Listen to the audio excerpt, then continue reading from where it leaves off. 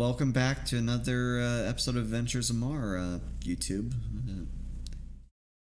We're back with usual suspects, and on this day's episode, the party has just walked away from the warden of Korinne's keep, this high keep on the mountain, and everyone is now going to the fourth level of this dwarven fortress settlement.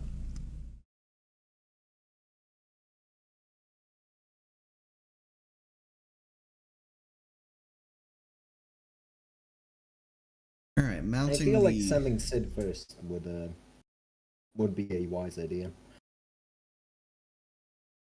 Either her or Castor. Yes, hiding behind the women and Castor. So the women. To level 4 we go. Out of all the characters here, Varian's the only one wearing a dress.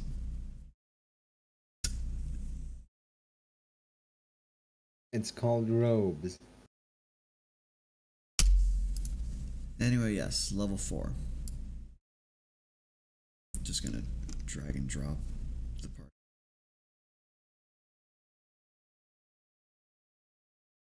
Alright, as you climb the tower, you notice that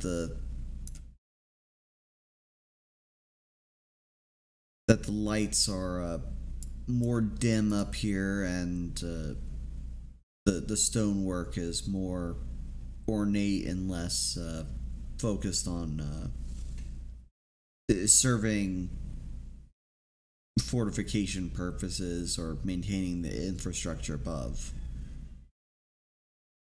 You can certainly expect something more like a lordly hall upon this fourth floor than the prior floors that seem to be, well, refit formal barracks of some kind. And on here you have a long hallway filled with immaculately stone-carved walls with a painting to your immediate east after climbing up the curved hall from the stairs, as well as some other paintings littering the walls of the hallway here. And to the south is immaculate carving of a lion's head by the looks of things, with other difficult to determine shapes in the stone around it.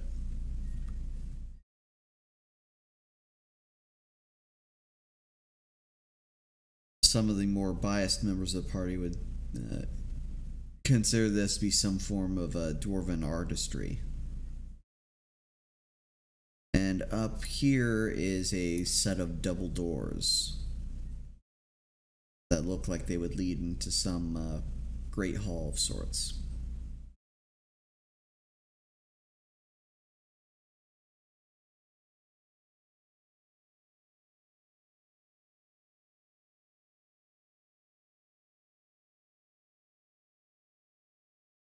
Well, let's look around. To the south we go, I guess. Or I guess I should be able to see down the hall to the end of the wall. Yep.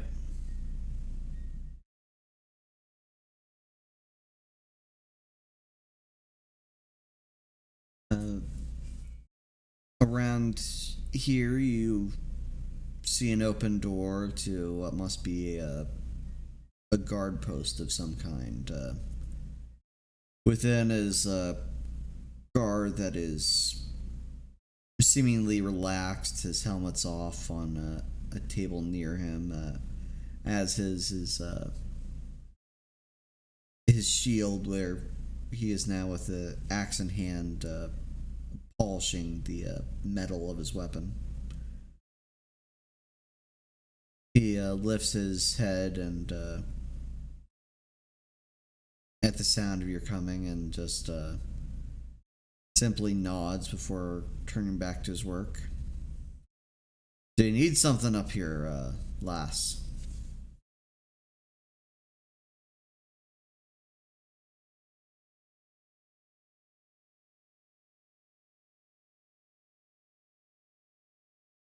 We're here to see the spellcasters. What were they? Hold on, I'll think of the word in a minute. The Imperium, not the Imperium. What were the Astronomina, the casters that were up here? That, according to Korinne,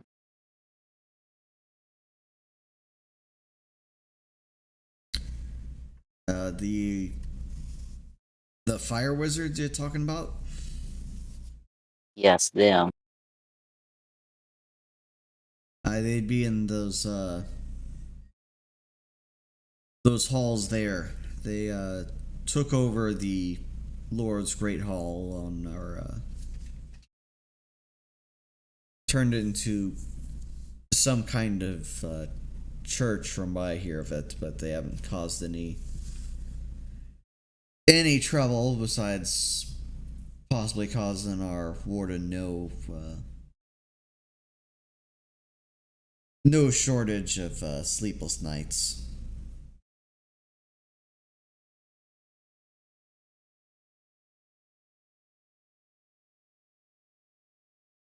Here I thought dwarves could sleep anywhere.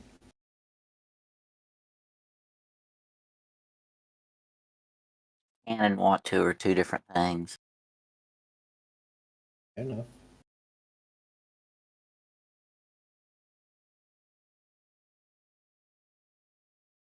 So, I suppose we should go say hi, right? The Great Hall.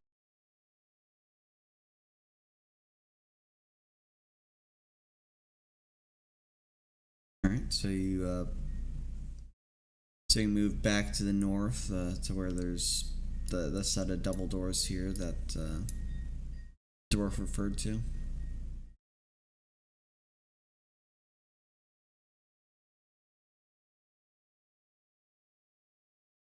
It's gonna turn and look at Scoggin and make like a pantomime, like, door open. You want me to open it? You want to open it? Kick it? What? Scoggin waves to you to just open the door.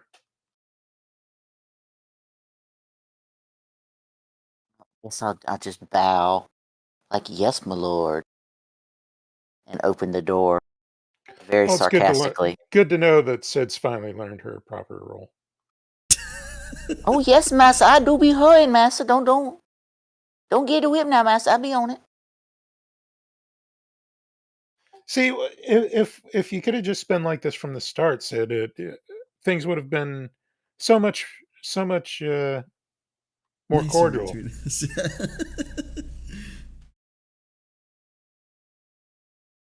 I'm just gonna ignore it for now.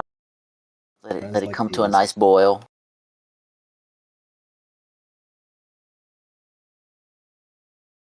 Do I need to roll open door? Disable device, open door roll. You open the door, and within seems to be a furnished waiting room. Nice bear pelt carpet on the floor. Has a hanging chandelier with only 3 out of 8 candles lit up above, as well as what seems to be a small row of bookshelves, almost entirely barren, that line the wall. With a couple nice chairs and a table untouched in the south. There a candy dish with some peppermints in it. Unfortunately, not. Lack of hospitality. I bet they don't even leave chocolates at your at your barracks. Oh no, an unchocolated barracks. I mean, that's if they even decide to clean the barracks. Now, this chandelier, it's only got 3 out of 8 things burning, right? Yes. I look around for a chain or something to lower the chandelier, or would they just use a very long stick to light the candles? There would be a chain, yeah, that would lower the chandelier. Okay, that's good to know. If this room is ever full of enemies, you just flick a lever. Yep. In case it turns into a, orcs must die on the fly or something. Unless you grab the wrong chain. And open up the trapdoor beneath the bear pelt. Wrong lever, Kronk. Alright, into the next room. Alright, there's a small door, less exaggerated than the double doors that you just entered. Can be easily pushed open. There's no sign of any lock on it. I'm guessing that you do so.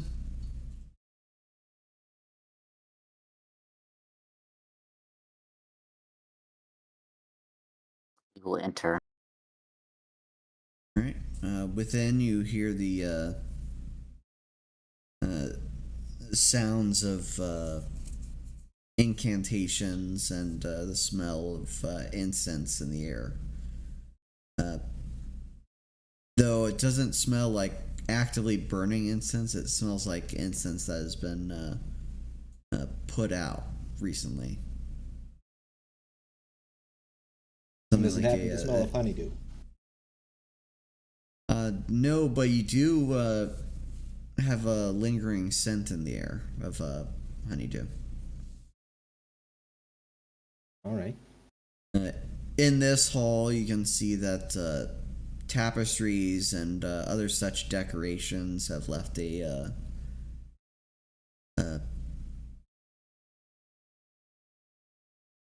an absence in the wall where dirt would have otherwise coalesced,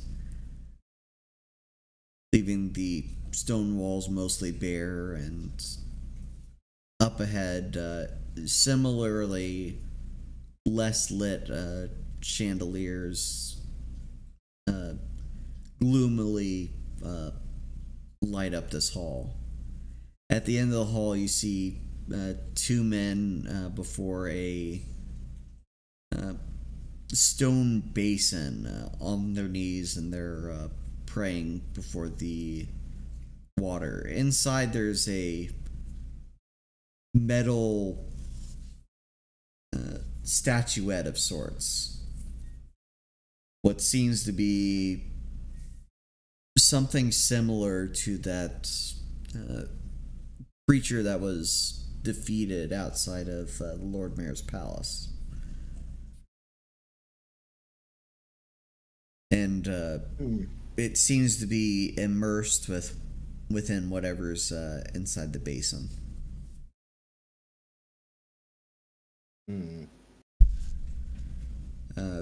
There are 4 small doors that lead outside the room, and the men, while in concentration over their chanting, has been alerted to your presence. Even despite Sid being in full plate mail and Caster following right behind her. Can I roll a spellcraft or something to attempt to deduce what type of chanting they're doing and for what purpose? Yes, but first roll will save.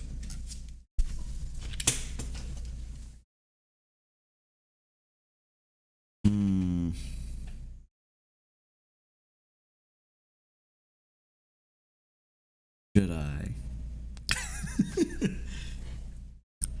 Alright, Varian, you hear... Alright, looking upon whatever ritual is going on at the end of the hall, you hear mocking laughter in your head.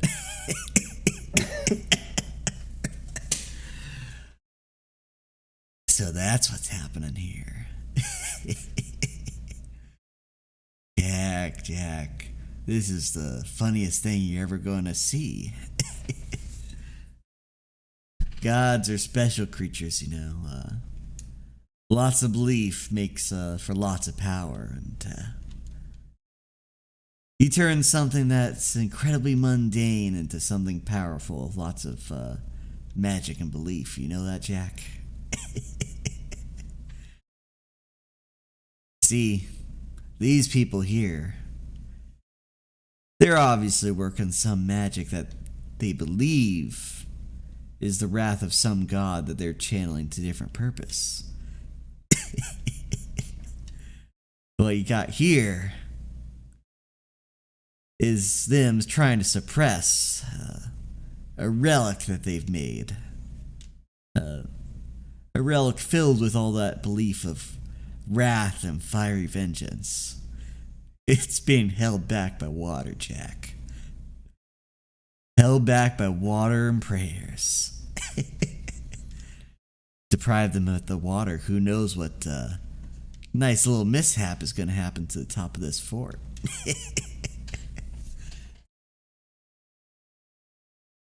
Be a nice pretty ball of fire if I say so myself. And if I happen to pocket the relic? Remove it from the water, Jack, and all bets are off. That thing is gonna wreak upon fiery vengeance like many believe Ven and Real ought to do.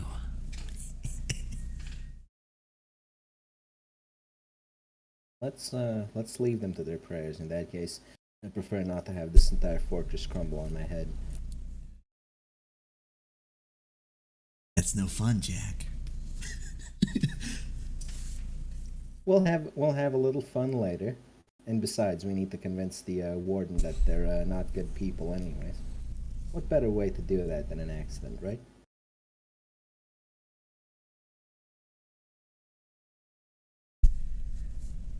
Alright, one conversation with yourself over.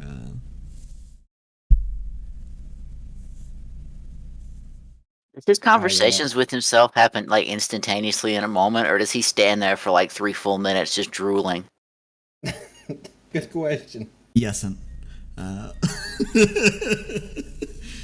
inform my party members that what they're doing is keeping that thing from exploding, and that we should probably leave them to it, at least for now.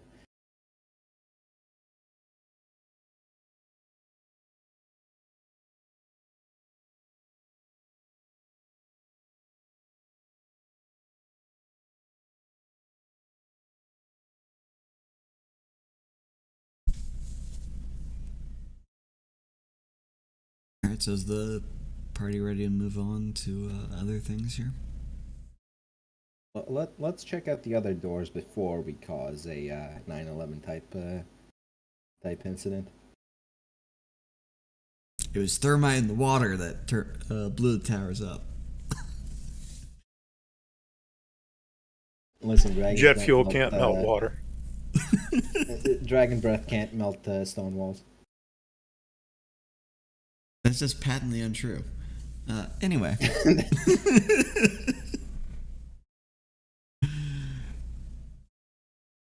Anyhow. How are you going to decide which door? Your Monty Hall problem, is it?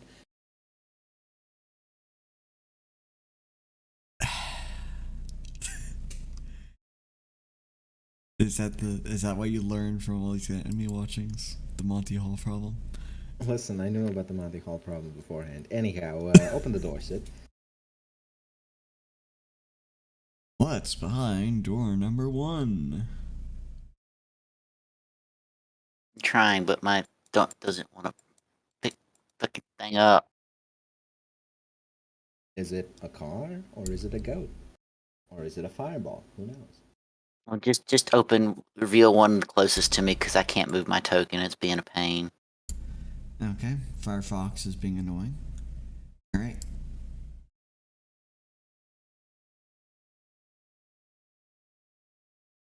Alright, so you open the door and you see a mage sitting in the corner. Well, you don't know if he's a mage or not, but you see him. You see a hooded figure, nose buried in what seems to be an alchemy set in the corner of that room.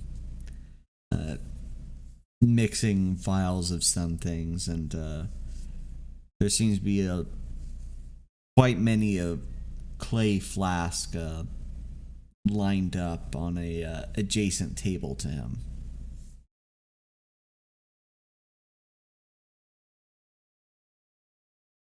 You can assume this is what the warden was talking about earlier about them providing alchemist fire and other such remedies to their goblin problem.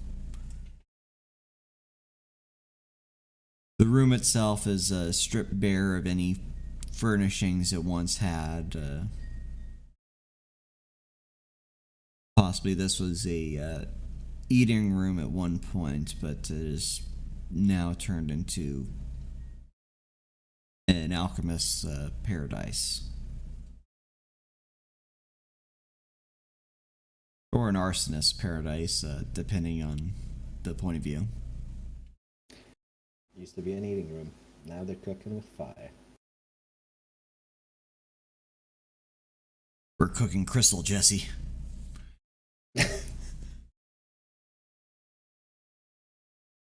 Well, does the alchemist seem perturbed at all by her presence? He doesn't seem to have noticed you as of yet. Just looking through that doorway there. Well, let's see what's behind door number 2, shall we? Just gonna keep opening doors. So you want the one that's closest again? Closest. Yep.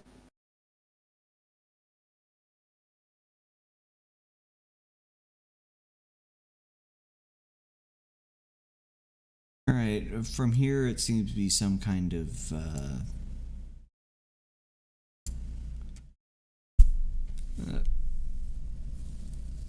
some chamber for general purposes.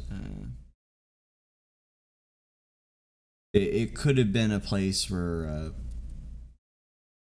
guards sat after or in between meetings in this great hall, or it could have been simply a place where a guest would stay, or if an important guest would stay the night in the keep.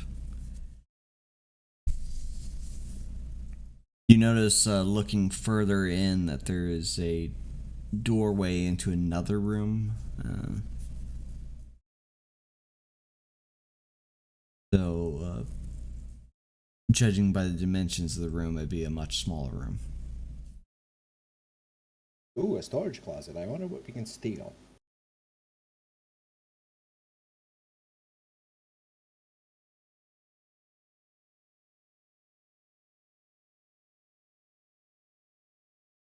Well, considering that there's no bed in this room and it looks like a guest chamber, it's probably the bed's within there somewhere.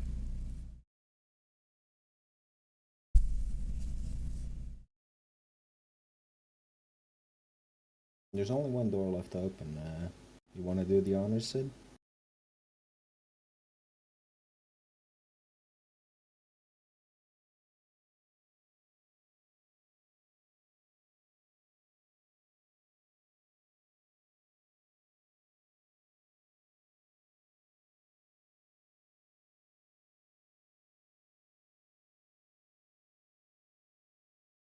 Silence. Yeah. Silence. Is anyone else here? I'm here.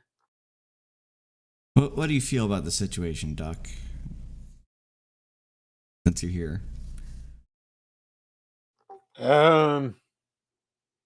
I don't really like any of this situation. This is not. Uh, this has all gone kind of way off of what I was expecting. So I really don't know what to do with any of this. Gonna like turn to whoever's closest and be like whispering, like, "Well, we didn't come here to kill him. Can we get to the killing, or we gonna sit here and ask him to sit down for tea?" Let's open all the doors first. I somehow doubt there's only like 3 of them in here.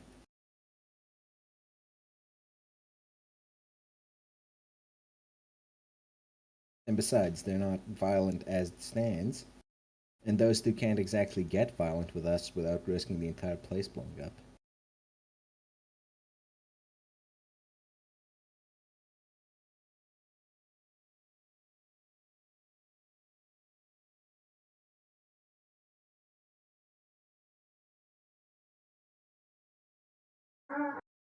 Yeah, I'd say check out the next room.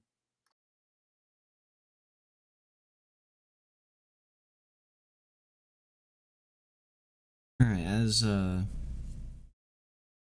as Casser gets closer, he and his heavily armored self, it has become far more difficult for them to have not heard you over the sound of their chanting and their focus. One of them being the closest one to your movements, lifts his head and stops his chanting. He raises a stave with a burnt head on it, and he points in Castor's direction. Who are you people? What are you doing here? I will smack the staff out of my face. Apparently, I'm not supposed to kill you right now.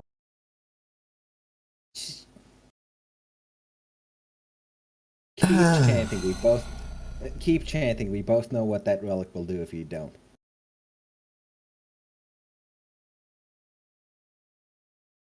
What do you mean by these audacious words? Not supposed to kill us. You are someone from the Imperium? Why are you here? What business is it of yours? It is of great business to me and mine. We dwell here. Well, dwell on. As I open the door.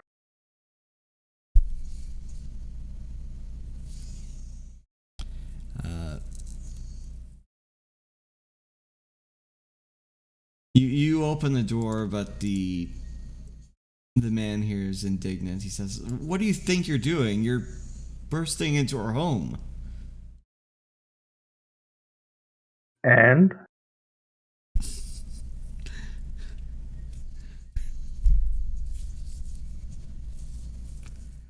He looks at the man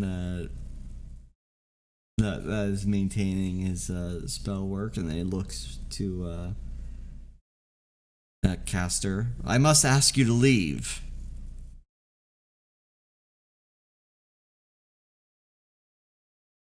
Ask away then, as I enter the corridor. He says in a much louder voice, like he's almost shouting, "Leave!" This man in here is drawn by the noise, and out from the corner there's a mage there, and you hear at least another walking this way.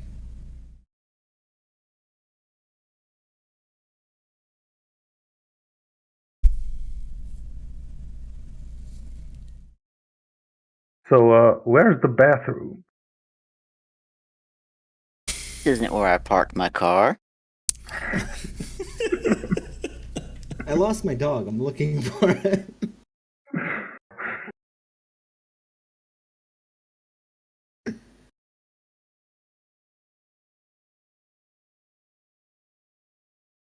There's nothing for you here. Leave. We will. Just give us a moment.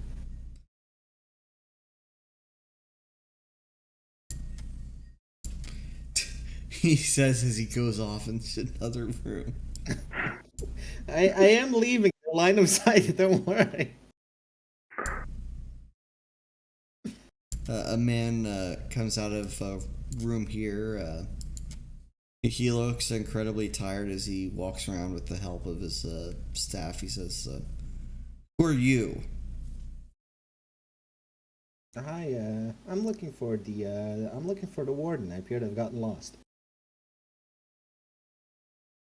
The warden and Go his back are to on the sleep. 3rd floor. Leave. Sure. Go back to sleep. Acting like you're the heroes in some JRPG. No. Just breaking Hold into on, someone's house and you're like, "Oh yeah, I'm just breaking all your expensive pots looking for money." Don't mind me. You really oughtn't mind.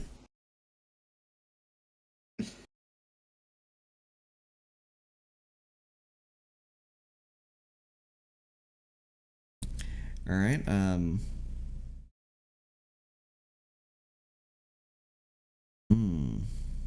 What to do? So, Erazem, are you going to continue walking down that hall?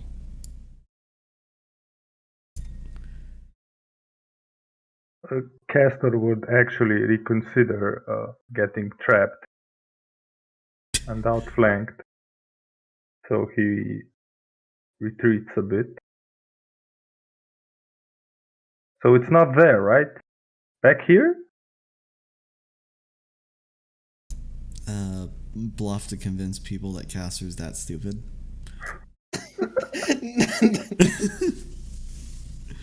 Oh, it's a bad roll.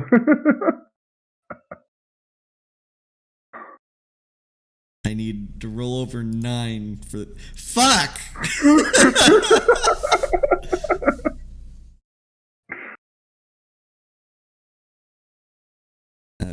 Go down to the south. There are portholes. Go down to the 2nd floor. There are portholes for you to relieve yourself, if that is what you're looking for. Do not return to the 4th floor. Important business is done here.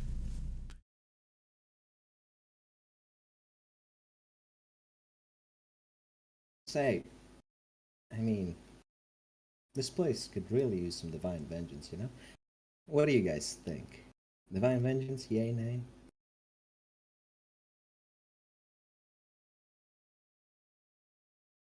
Are you talking to the rest of the party or to? Yes, to the rest of the party.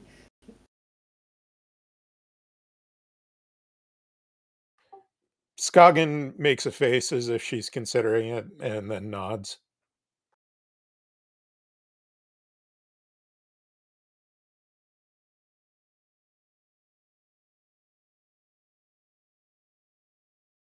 We should probably alert the warden about what they're keeping here before we actually blow his house up, right? Well, while you're at ground zero, yeah. Yep. Also, we should probably find a bucket of water if I plan on pocketing the relic.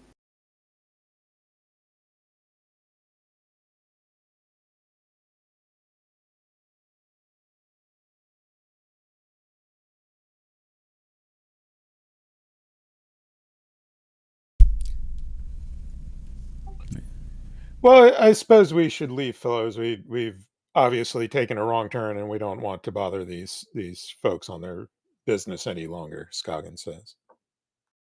Right. Lead the way, oh great party leader.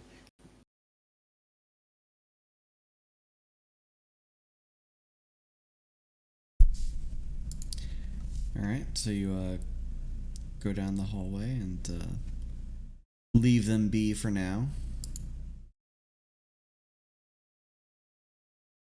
I assume Sid would move if Korinne could. I would assume so as well. All right, so you depart and go down the hallway where you can find that there's a hallway that ends with a another exquisite painting. This one being of some noble-looking human woman.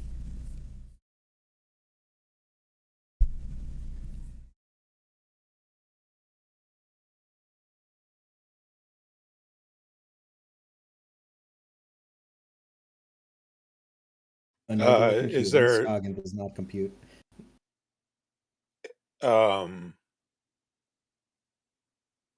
hold on a second.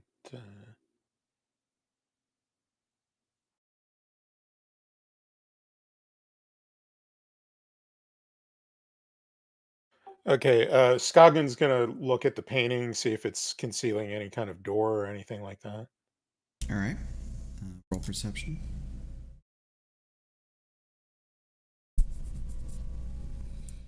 Okay, you look over the painting. You look around all the walls, and you even feel your hand around all the creases in the stone and behind the painting. It's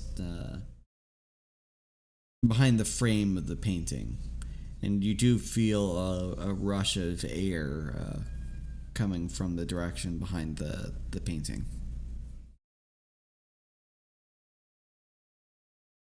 She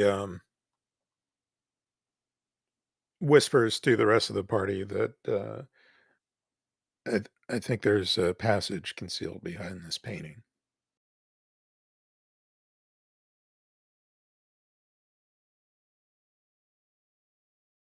I suppose there would be. It'd be a bit odd to have a hallway leading to nothing.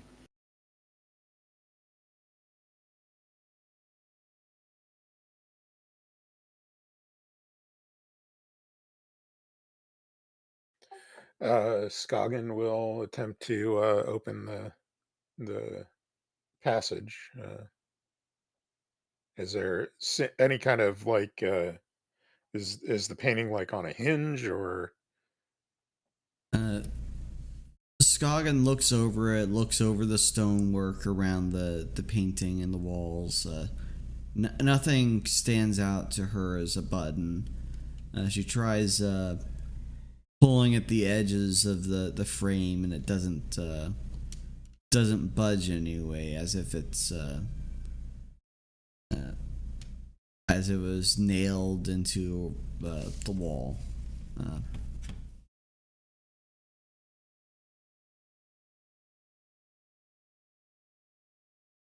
She will very gently touch the canvas of the painting and see if there's any kind of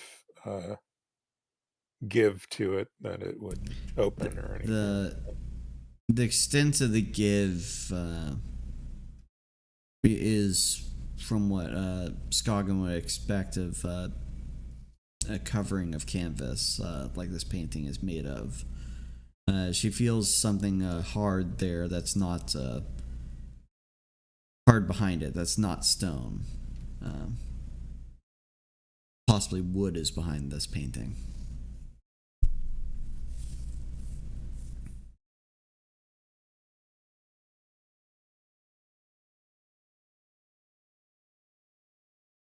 Try knocking.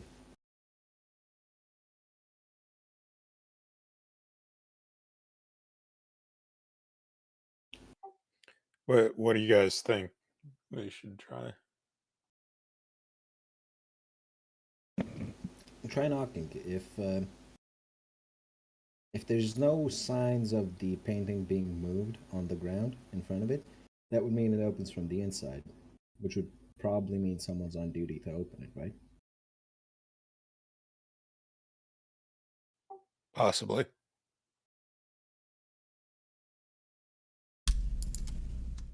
Can't really be any harm to knocking on the painting, can there? Well, assuming we don't want to let anyone know that we're here if we're trying to get in secretly. Would knowledge dungeoneering give her any helpful insight into how to open this up? It would give her insight into the layout of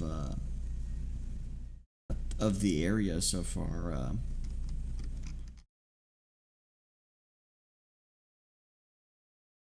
And how that's helpful is it would determine by the layout of the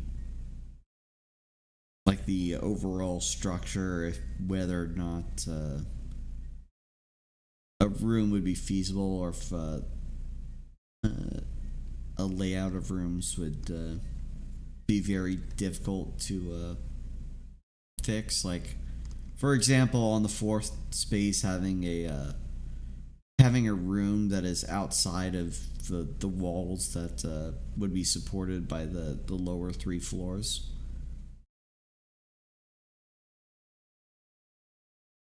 Mm. Of course, this is built directly into a mountain, so At least the back part of the fortress is, and maybe the south part. The wall the mountain isn't completely encompassing it.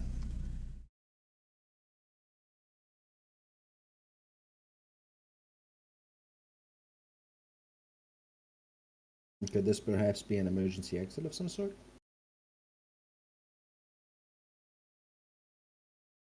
I really don't know where we are in orientation to the to like how the outside is laid out. So Well, dungeoneering would help with that.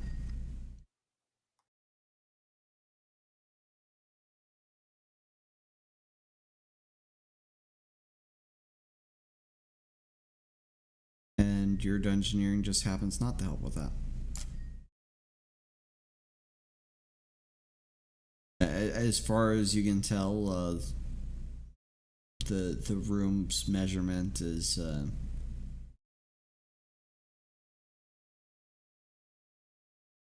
perfectly fine. You don't have any knowledge that would render that this is passage into another room or anything. Well, let's see if there. Aside from the fact that you can feel air rushing out.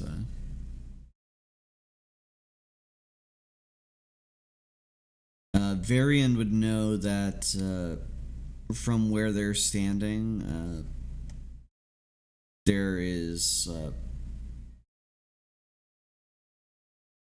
a measurement of the just by a measurement of the brickwork and the outside of the keep, from what he's seen on the outside.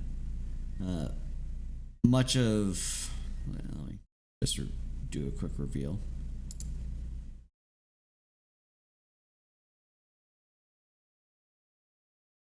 Much of there is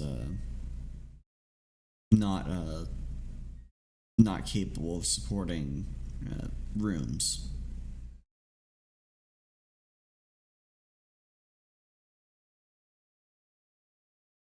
Would knowledge engineering help me with figuring out how to open this thing? Not specifically, no. That would be entirely by perception. Which 26 was just below discovering anything.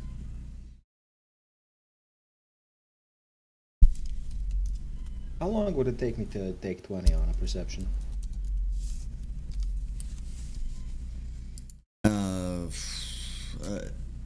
Definitionally a few minutes. Ah, fuck it, let's roll.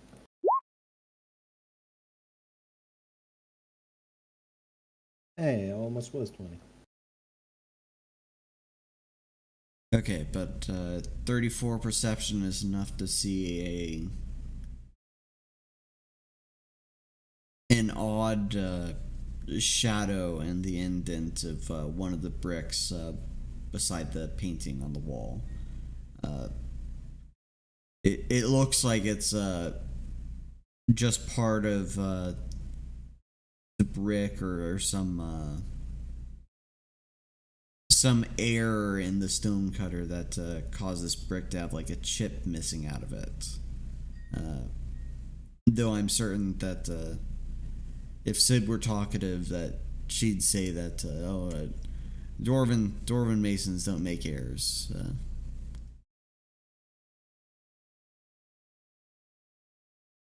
A lot of assumptions about the masonry being dwarven. Well, it is Dwarven keep. Dwarven keep that has human, elven, or half-elven wizards wandering around on the top floor. Well, you brought Varian here, so. As it should be, really.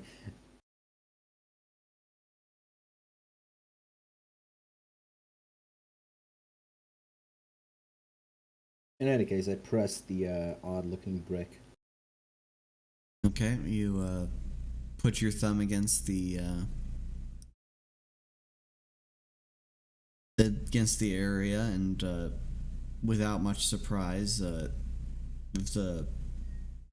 stone presses inward, and the door or the painting unlocks. It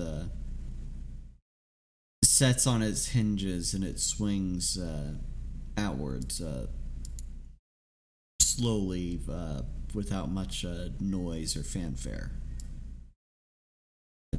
You hear from within a surprised blubbering from a dwarven guard. He says, "Who opened the painting?"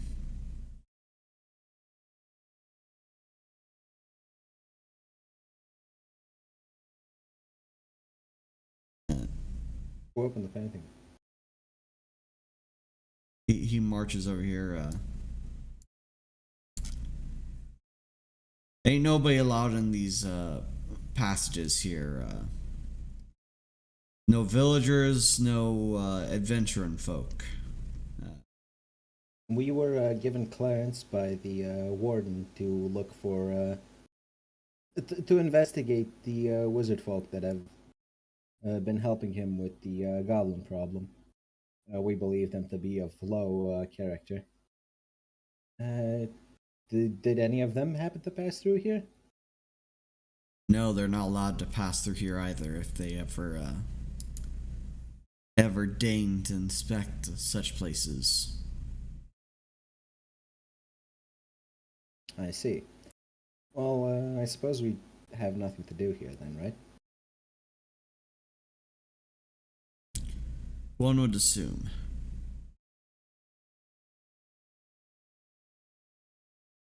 Where does this lead to, by the way? Is it an escape tunnel, or...? It's not your business, lad.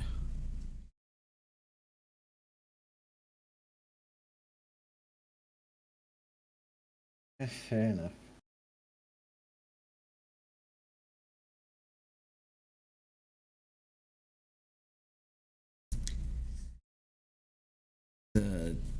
With your admission there, he pushes his side of the door shut, closing the passageway again. Before he does, do I sense honeydew? No, the smell's much actually weaker than when you were in the Great Hall.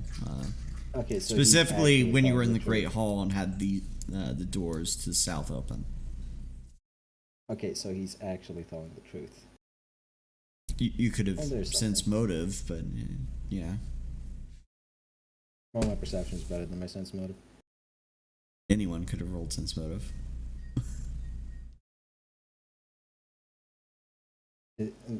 I know his motive. His motive is to not let me in. Yes. Also true. I do not need to sense it.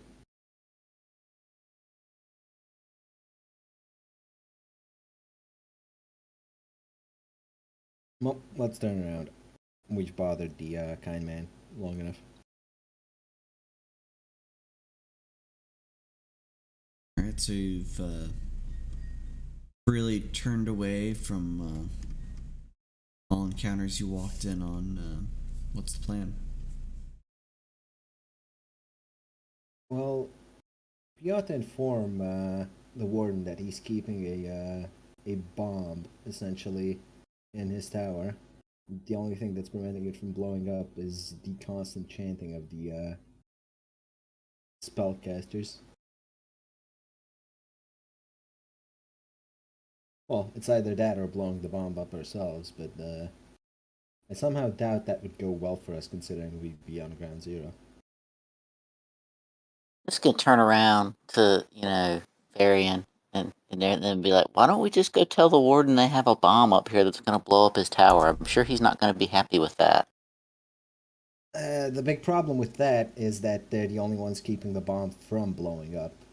And as exciting as I assume it would be, I'd prefer not to be caught in the blast. I'm sure he doesn't want them with the bomb in here. I'm sure the very fact that they brought something like that in here is probably enough to get him to assist us in undermining whatever it is they're doing. Fair enough. Perhaps. We should probably inform him regardless.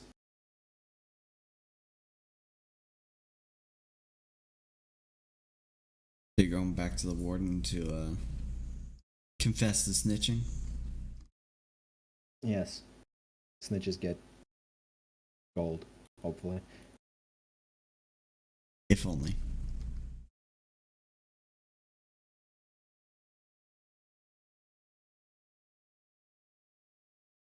Alright, you return back to the warden's office without anyone impeding you. Well, except for the dwarf guard that you have to pass to get to the office.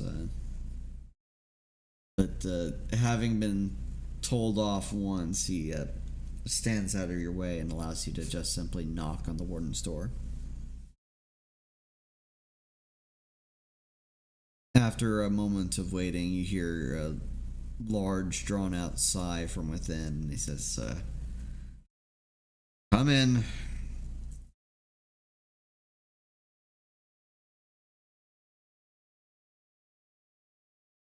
What is it now? So, we did a bit of snooping about the spellcasters, as we had agreed to. And are you aware that they're keeping a reservoir of magic so powerful that it would explode without their constant supervision right under your roof?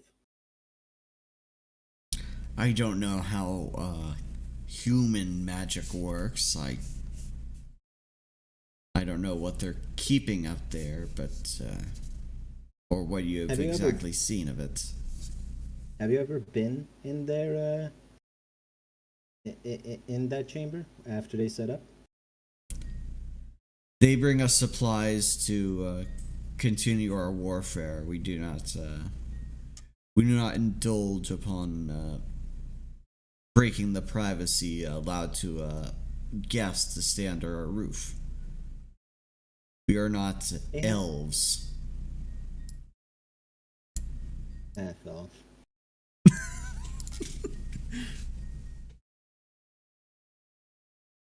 They have a magical relic. They have a magical relic which appears to be powered by the wrath of a god. And the only thing keeping it in check is a tiny pool of water and two of their casters constantly chanting in hopes of it not exploding. Now, we've faced them before. We know their magic is volatile. It's only a matter of time before that thing bursts.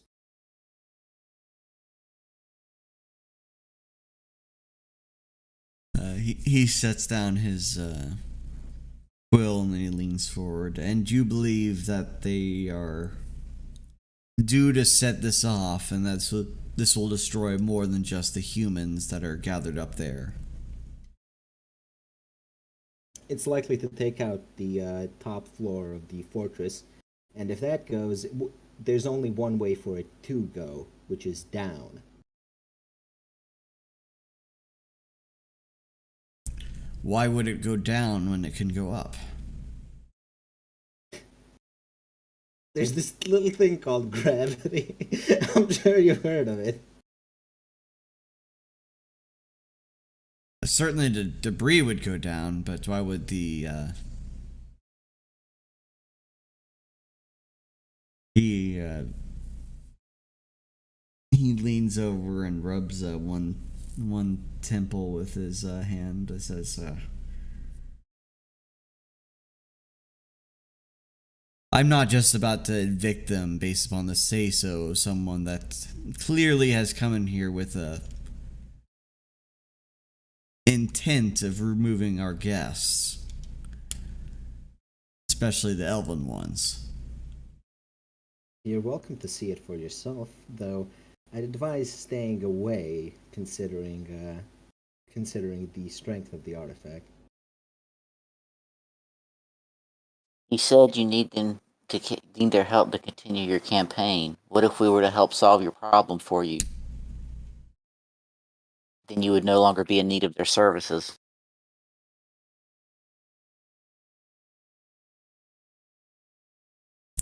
Would you be, as adventurers, willing to do this without pay? If you would be willing to help us take these people alive, I think it could be arranged. And transport them back to the city as prisoners to be done with whatever the Lord Mayor wants done with them. Tortured, interrogated, what have you. He leans back in his seat and considers for a long moment. And he says,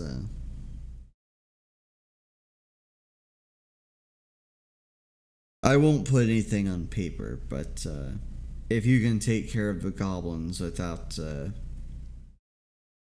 causing trouble to me and mine, you go do so. However, your issue with these wizard folk, I would prefer if you kept it as a discussion between you and them.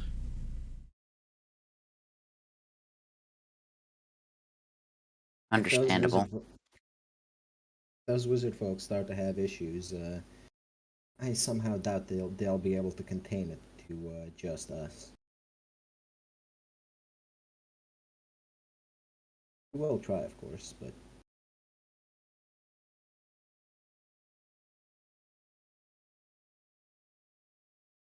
It was not those wizards that came here seeking trouble. I'm sure that's why they brought the bomb under your roof. To not use it. They came here as settlers to nurture a gift they thought they had. And they have provided quite much to us in that time.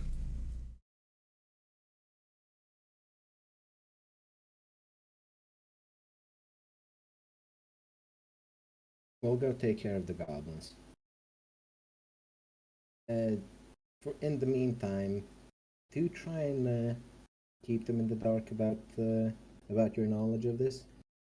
I would certainly dislike this fortress collapsing on our head while we're under it.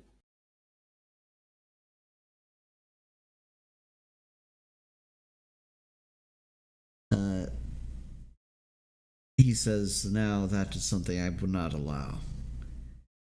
I would be asking them upon their artifact, and they will ask me who would be telling them of such fantastic drivel.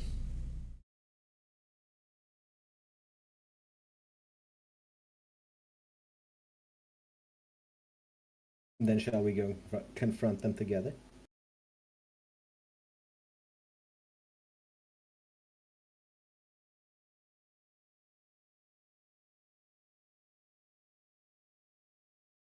He looks over his works before him, and then he says, you know what? You're going to be causing trouble to me all day. problems from the left and the right. So might as well try to conclude one of them peacefully. He says, taking a helm under one arm and moving from around the desk to stand before you. Let's go back upstairs and let's greet them proper.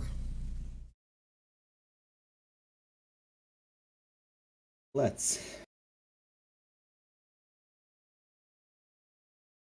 Alright, I'll be in 1 minute.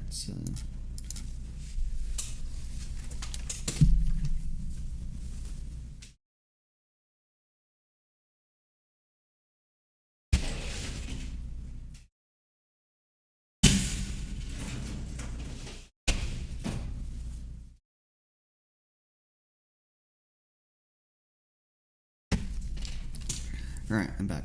Sorry about that.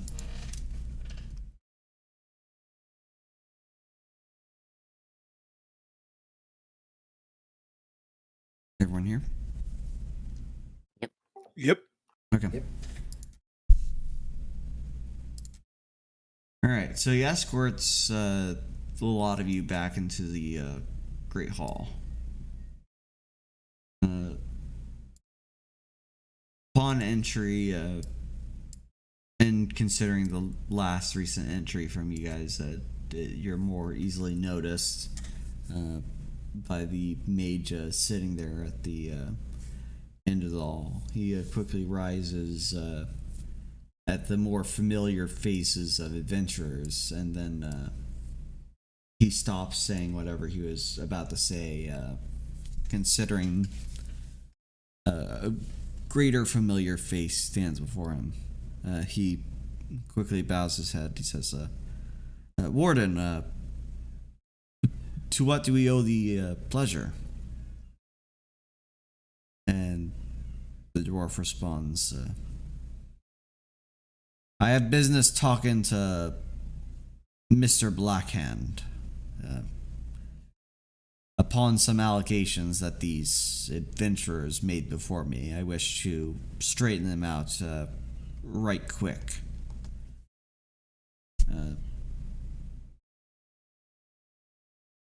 The mage here stops his chanting, moves over to this door, raps upon it, and whispers something to the mage that appears before going back to his duties.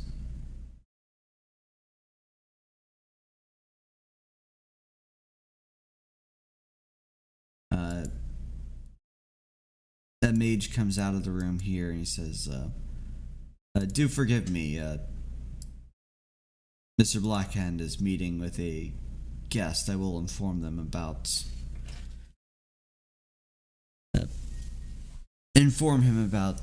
this request to see him, and be right back.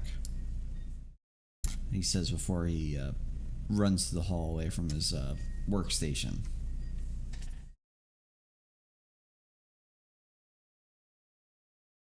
A minute passes and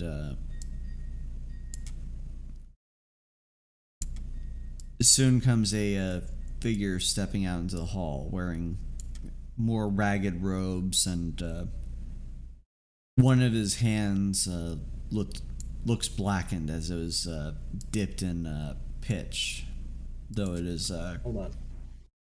Yep. Is it the same guy from It is not. the Freeport incident? It's not. Okay. No. Because we do know his body did sort of just disappear. Yeah, but it wasn't him. Oh well. Odd that.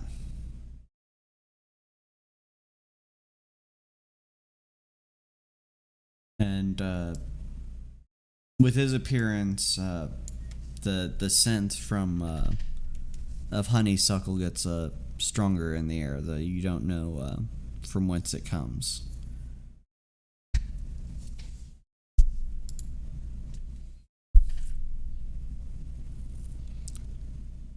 He says, Out with it, Lord Kern. What are these allegations that we hear of? The warden, of course, looks to Vary and he says, explain your talk of wizardry, Knife Ear. The relic behind you is extremely dangerous, and the only thing you have to prevent it blowing up and killing the entire fort is a shallow pool of water and 2 casters who can't even be bothered to perform their rituals properly. The man known as Blackhand several times crosses his arms before him. He says, and who are you to know anything of relics? I am Varian Astera, chosen of John. Who's John? Do I need to make a will save? Does everyone in the No. room need to make a will save for that? No, because he didn't have any special effects writing on it. Very well. John is the god of madness, the god of movement, change, and alteration. And I know what a relic is. This is where you take a knife out and slash your hand and just fling some blood around, then it turns black and crawls up the wall. And Blackhand looks towards the warden. This half-elf is obviously deranged by some sort, possessed by something odd. I would not take his... If I'm incorrect, then surely you can just hand the relic over. I mean, nothing dump the bad water will out the happen. bowl. Nothing bad will happen if it is removed from that water, right? It is storing all the ill will of Vin and Rill, and we siphon it to both enhance and increase our understanding of magic. That did not answer the question. It is still dangerous. It is And the only- contained.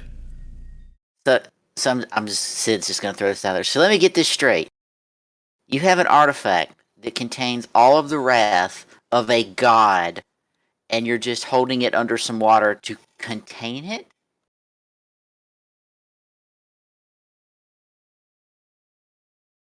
And I'm supposed to believe this is safe. Yes, we've balanced out all the theories of and rituals. Water That's the case, I'll suspends just go the tell- power of the fire god. Well, if that's the case, I'll just go tell the old man all he has to do is stick his finger back in the dike and everything will be fine.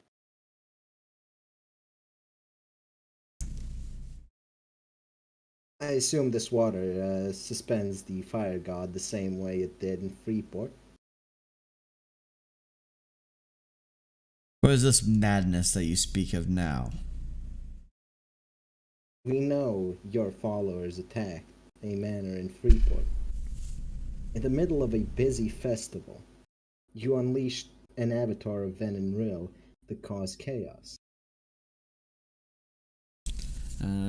Sense motive checks from anyone paying attention.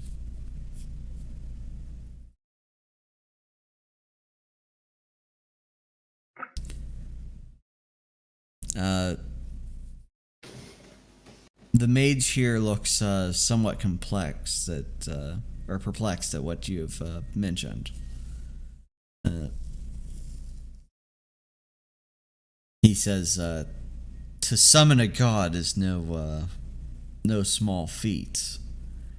Even an avatar is something that High Priest is only capable of on the lowest deity.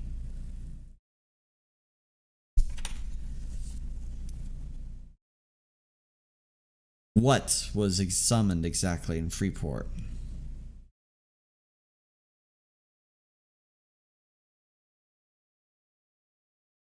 A burning giant, supposedly the avatar of Ven and Rill.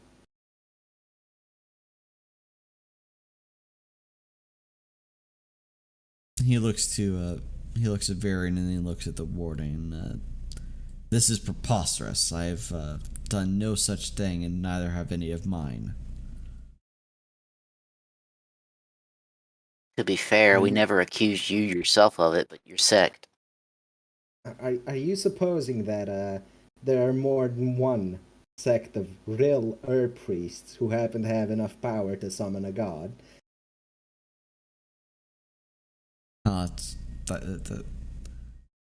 That's the kind of question you ask if you're presupposing that he has the power to summon a god. An avatar. That relic, according to John, that relic, when it explodes, is going to cause some real damage. Possibly on the level of de-summoning in Freeport.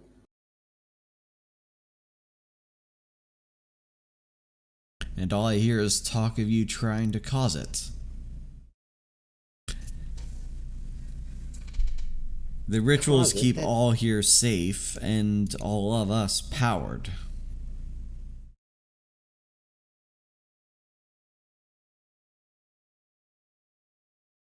It's gonna use some dwarven logic. You're not denying the fact that it's dangerous. You're simply saying that you can contain it. Why should the good master dwarf here allow you to siphon power off of something that is clearly dangerous under his roof, especially when you did not inform him of such? The warden considers this with a nod, and he looks at the mage. I don't know much about your wizardry, human.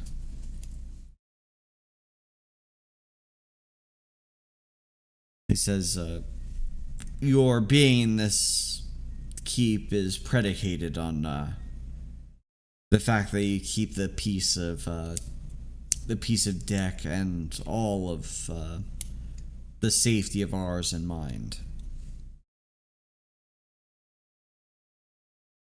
I know not what this thing actually does, or if it's truly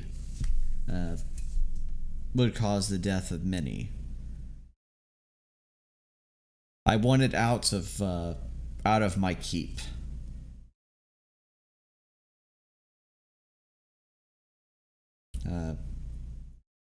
Marcus, or the Black Hand, looks at everyone standing before him. Then he looks at the relic back there, being the statue of Venenril, kept under the dirtied waters of befouled incense. Then he looks back at the adventurers again, and then the warden. He says it will take some time to escort this safely out of this place. There are great preparations that need to be made.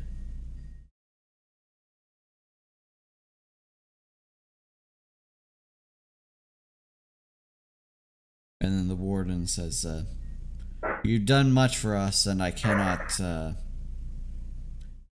send you from this place without upon just some word. If you can remove this,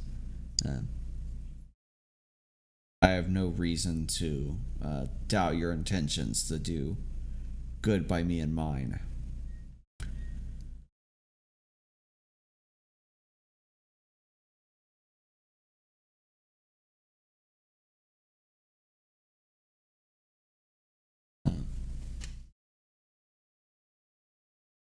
As the talks die down and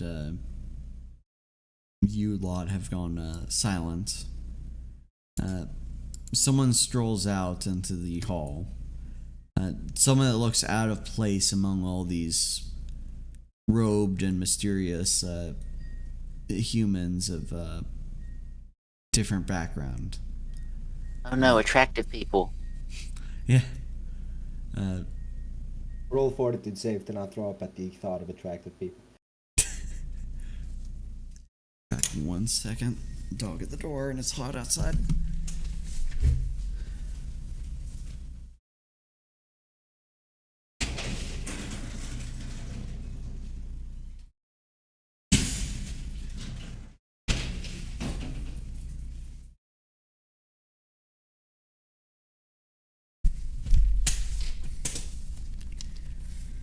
So, standing out in the hall is a woman with dirtied blonde hair, with pointed elven ears sticking out from her hairline, or sticking out from her voluminous, medium-length locks. She's dressed lightly in white and tan clothing, looking more of a civilian or a traveler than a mage or an adventurer.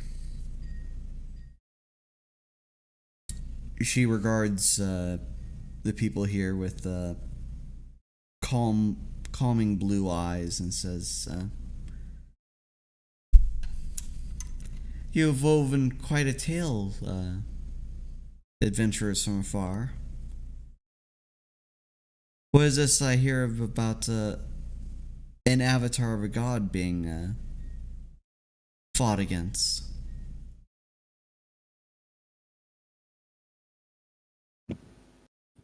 Surely the news from Freeport has spread to here. "I'm afraid I don't hear much from Freeport," she says softly. "Is there something interesting going on below the mountains?" And there was. A sect of priests summoned an avatar of Rill in an attempt to wipe out the city, or at least its rulers.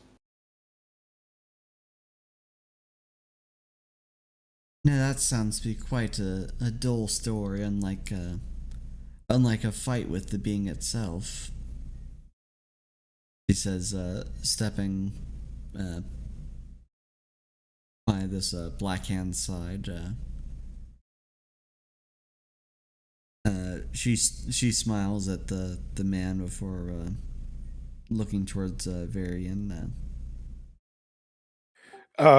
As a fellow elven female, Skagen would like to use sense motive to You were going to detect say thottery. seduce. Detect thottery. Thottery's not detected. Varian will not be seduced by this. He has resisted the temptations of a god. Has he? For the most part. You stabbed the man 37 times in the chest before arriving here. I mean, we were going to kill him anyway. Successfully controlled. Successfully. Oh, so you're saying you're contained then? The big difference being that I can just choose not to respond to John anymore. They can't. If they choose not to respond to this, Can you choose not to respond to John? Jack, you can't really ignore me, can you? I thought we were friends. Truth is, the game was rigged from the start, Jack. In any case, this isn't the Lord Mayor. Varian is not interested.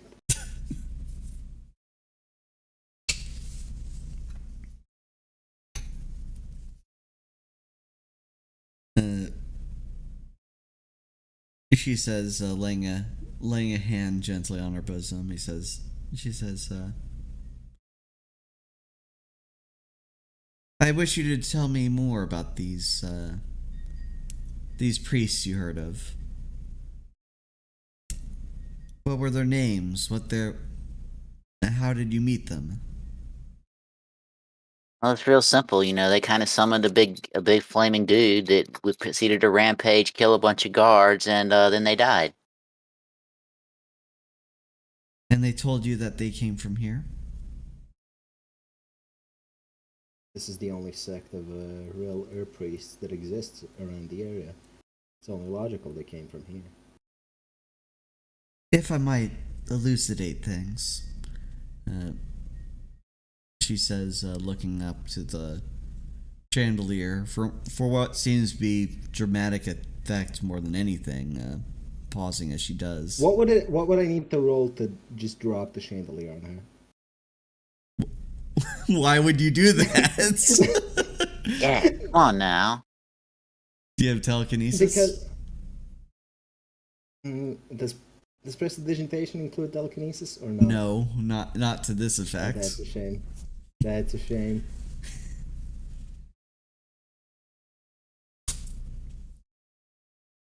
Listen, I can't tolerate drama whores. Being one yourself, There's only room for one in this fucking room. A drama whore with temple envy. Listen, I no longer have temple envy because I have a pretty bitch in temple. Not bitching yet. I mean, the occupant is bitching, but it's. Well, that's a completely different definition. In any case, continue this fucking drama whores nonsense. God, the difference between the human mayor's attention and the half-elven lady standing before you is drastic. Alright, she's half elven? She doesn't look entirely thin enough to be an elf. That just makes her being a drama whore even worse. There can be only one. Nothing worse than a drama whore is a half drama whore. Like me. Exactly. Highlander, there could be only one. Oh boy.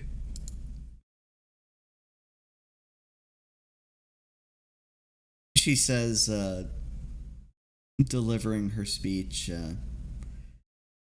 my name is Adra LeBlanc. I come from Velocia, and I've traveled far and wide, learning about a great many people. I've stayed this past week with these priests, as you call them, learning of the tales of their struggle to provide magic to the common person. Marcus here, he has told me such things as messages from persons of interest, from civilized places, about their research. These people introduce themselves by no name, but they call themselves friends in the shadows.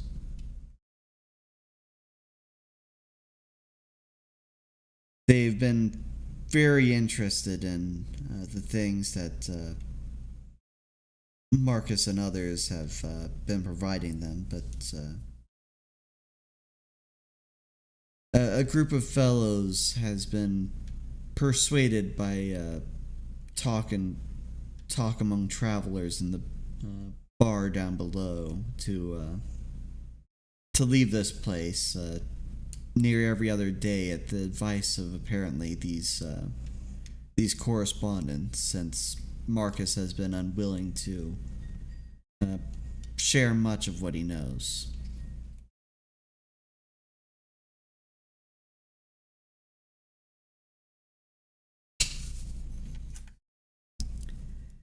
And she says, then she steps forward and asks, who told you that these priests were sent from here to there, to your free port?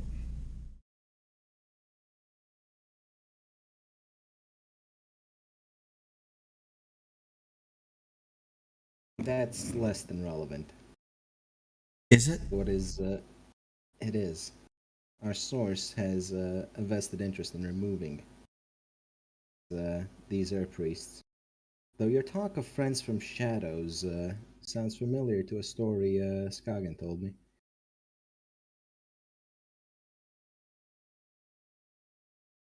And as a reminder, since it has been a significant amount of time passed since session 0, that would be part of the contents of a letter that you've seen that was addressed to the Dark Elves and that mine.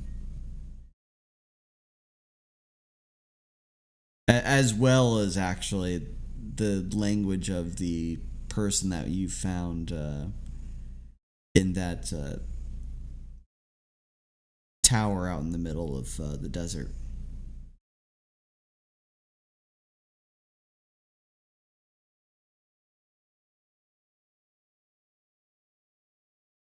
These friends from the shadows, how do they contact your men? And for what purpose? And this time it is the Black Hand that speaks. He says,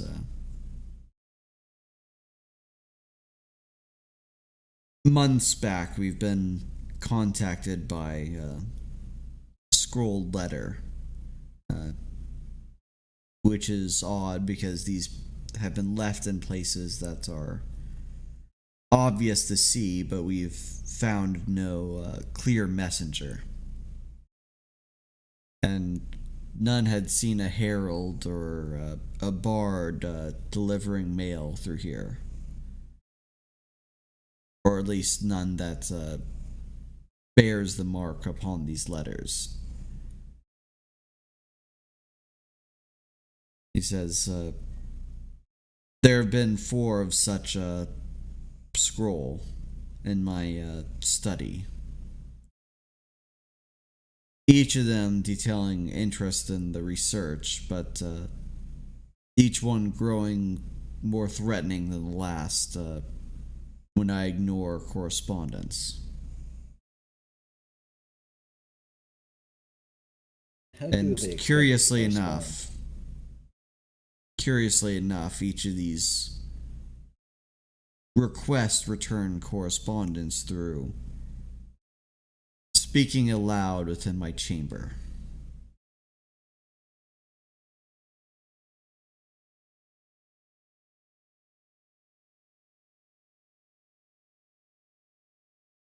We've heard stories of a shadow organization with its sights set on the downfall of Freeport. These friends in the shadows are the same ones we've encountered so far to explain their animosity. You said some of your men left following them? I believe possibly so. I know not what their intents are, but they are very interested in our work, or at the very least, the power that we've been able to generate.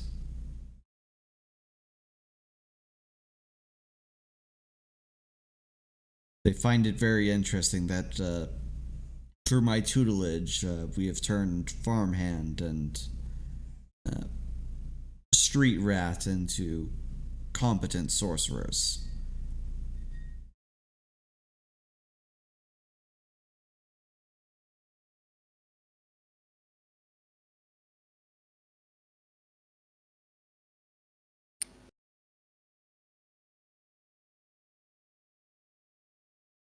Suppose then this sect might not actually be responsible for the attacks in Freeport. The one who introduced herself as Adriel responds with a smile. It might appear that the story is more complex and interesting than you thought. Mayhaps. Or it might appear that you're full of shit. Still, the artifact is a danger the artifact is a danger in this fortress. Whether or not you intend to unleash it it does not matter. Your magic has proven unstable before.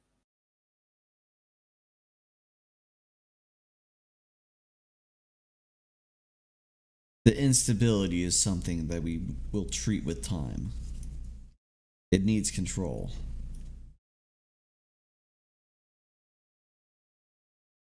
That may be so, but each time you chant to the artifact, you risk something going wrong. It's best if it was moved out of the fortress.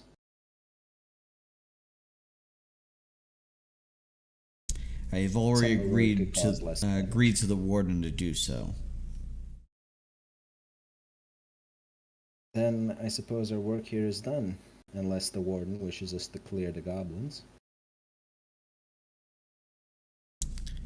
The warden looks towards the lot of you and says it would be great if you would do so. I look towards Skagen to see if the party leader gives her approval. Skagen nods. Well, I suppose we should get right to it then. All right.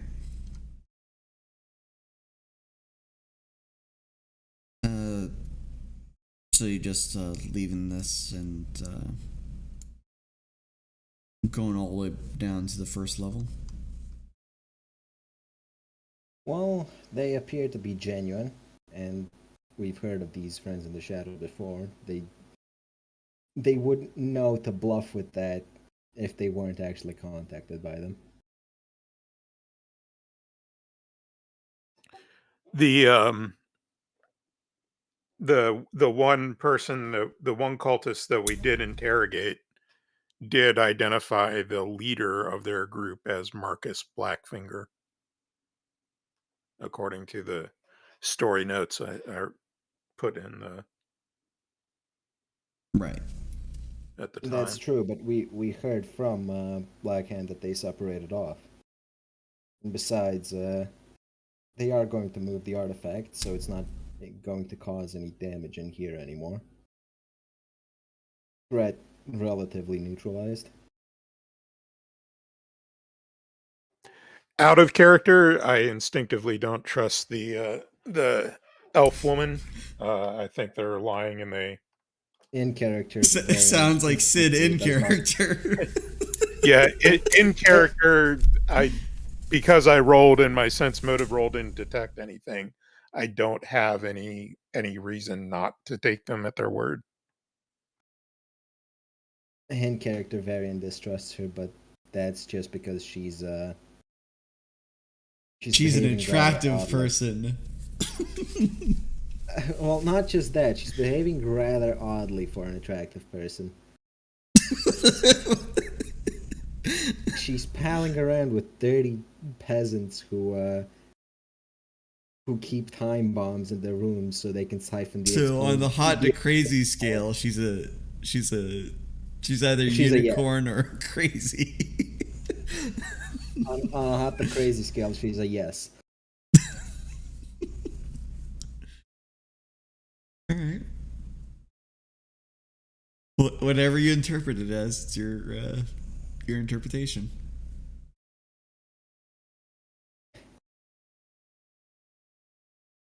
So unless we plan on killing all of them here, which would probably anger the entire fort, let's go deal with the goblins.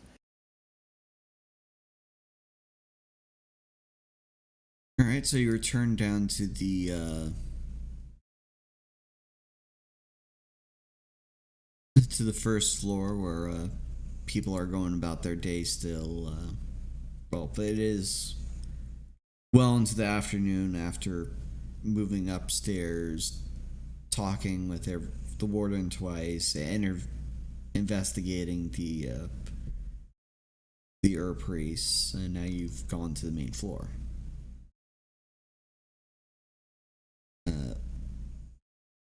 You can easily tell one of the guards here that you've contacted the warden and said that you'll do something about the goblin problem. One moment, I'll be right back. Okay. Want to take just a 5-minute break for everyone? All right. Sure.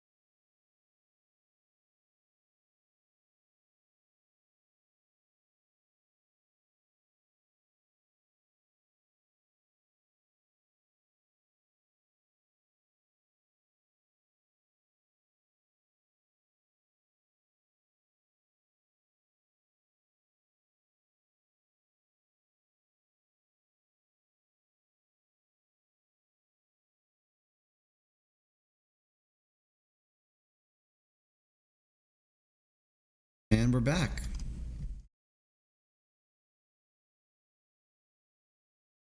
That we are. You want to skip the whole ask a guard thing and just move right along? Sure. Let's have a guard take us to where the basement is.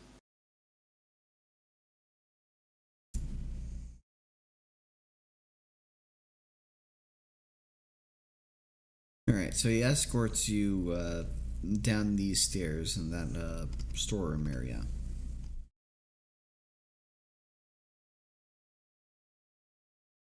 And he takes you to a more well-supported, strong room kind of environment. Here it seems that it's mainly wooden beams and cobbled stone and mortar that is holding up the keep above from here.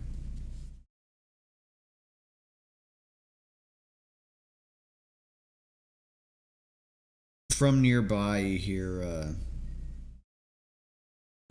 dwarves shouting raucously, making threats to some creatures down below, insulting near everyone's mother and the onslaught, as they do.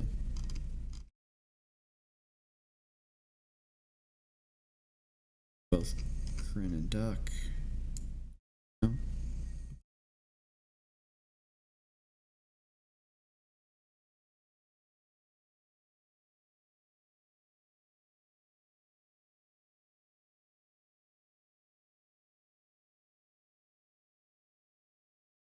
And it can't be helped, the map just overlaps this way.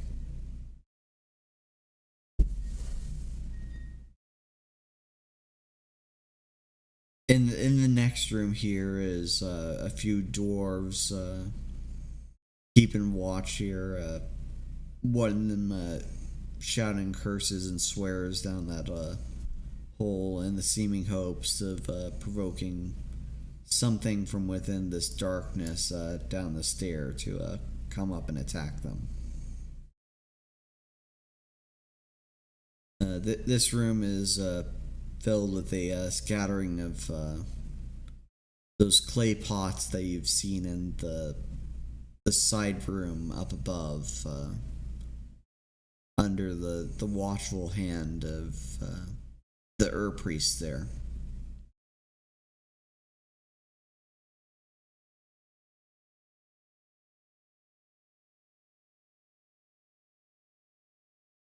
Are the clay pots empty? Or are they filled with they're filled with a viscous liquid that would combust and exposure to air. Let's keep them sealed then. Good call.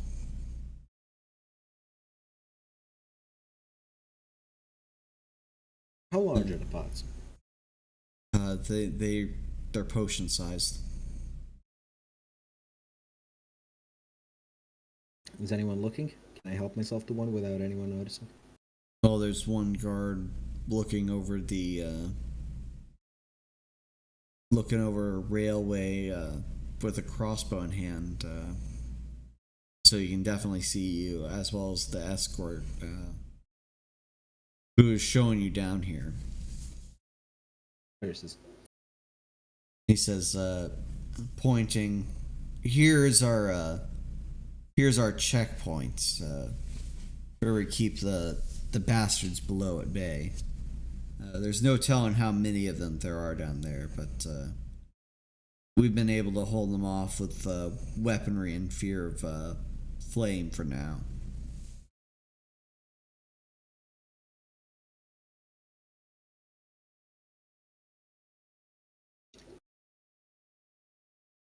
How much of the fort was lost with the goblins?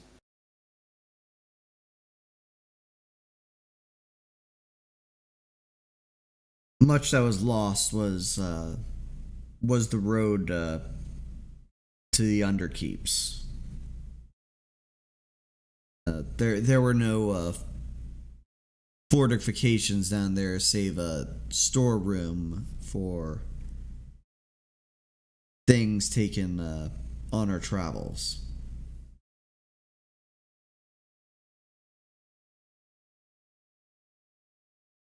Is the entire Undercape overrun, or just the road between here and?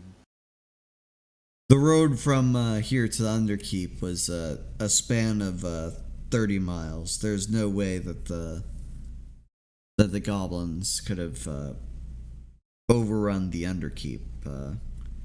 For the Underkeep is but one of our many great Underdark holds, where our forefathers had come from and still settle to this day.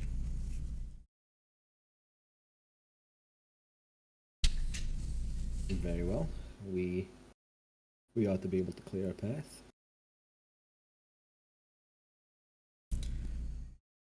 Though much rock and stone will likely bar your way, as well as many a goblin. Best of luck to you.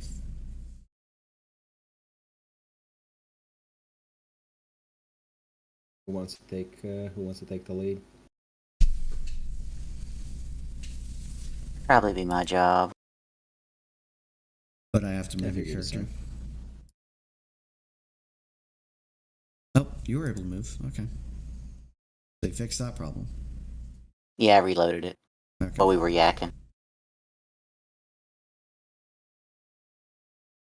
It's probably for the best.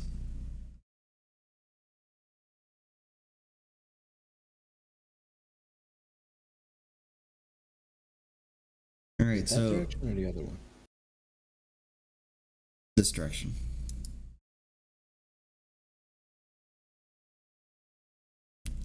All right, so moving down.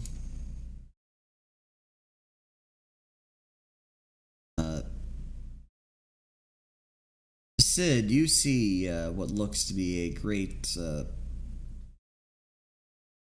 squalor. Almost immediately, your eyes, well trained by the darkness, catch the sight of weaponry of some kind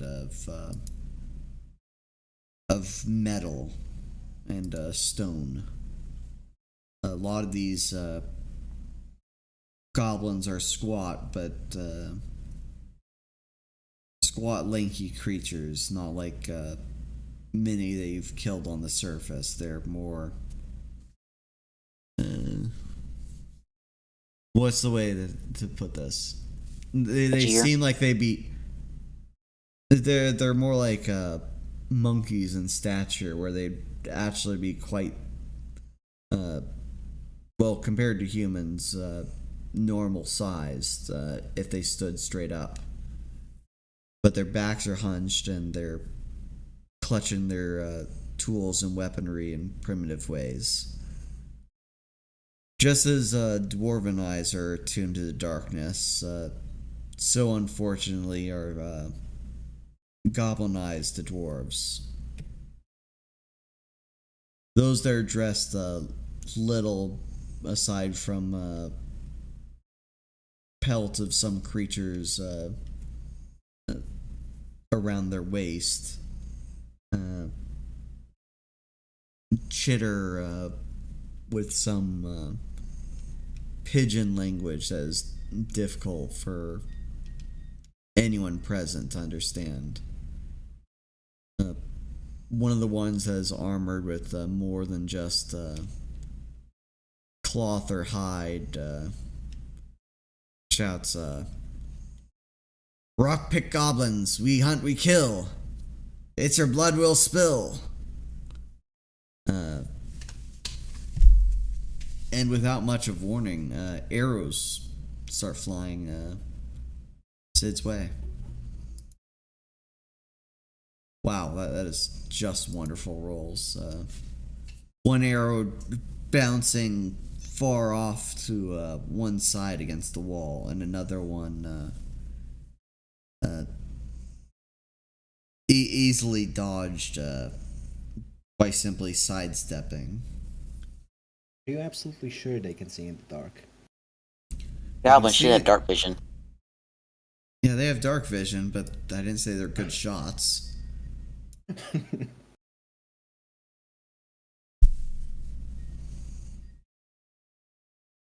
Alright, and... Should we roll initiative? Fuck.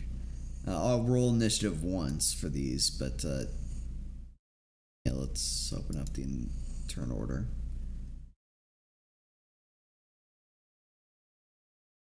Wow.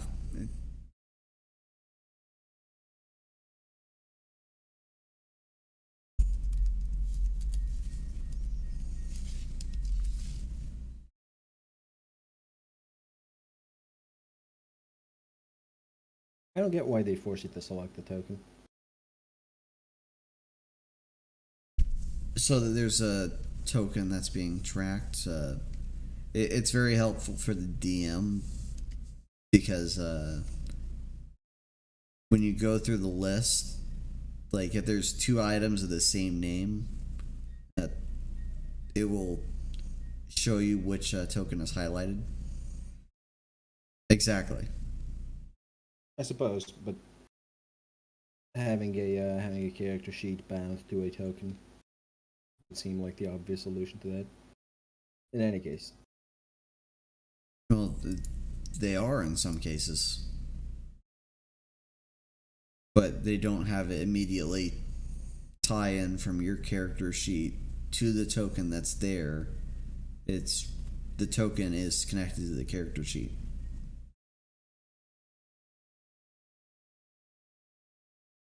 Anyhow, Varian moves first. yes, I move up to here. Do I get any? Do I see anything more, or just the same room? You have low light vision, correct? I do. You can't see shit. You don't have any lit torches or lamps because you've been enjoying the hospitality of dwarves, and barely any light was peeking down in this basement room. See.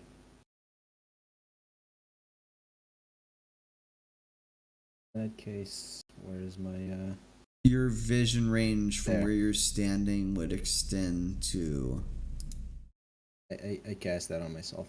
here. Okay. And now it extends much further.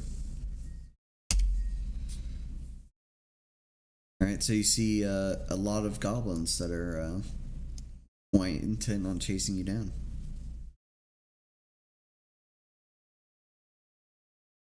Do I have any? I can't move anymore, can I? Well, Nope. that's my turn.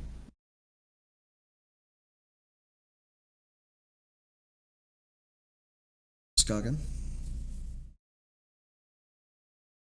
I guess Skogan will move to here. Can she see that goblin? Without a source of light down those stairs, you're not going to be able to see. Anyone that's not Sid or now Bright's character cannot see past there, essentially, from where you're standing.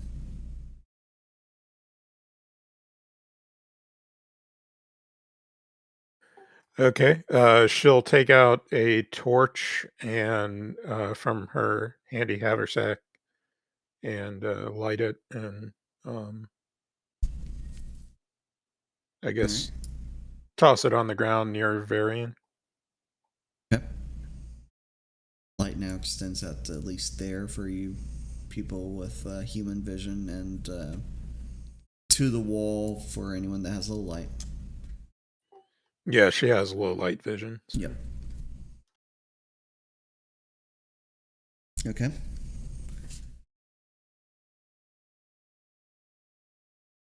And that'll be your turn. Caster.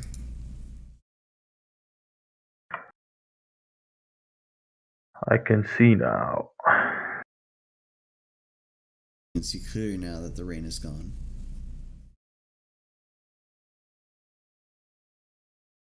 Goblins in his way. Yep.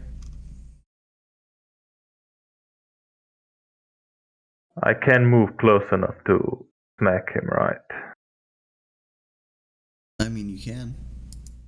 If you feel like it. Because it should Fuck it. be at a... Yeah, everything is measured. It's just not in grid because this map doesn't match up.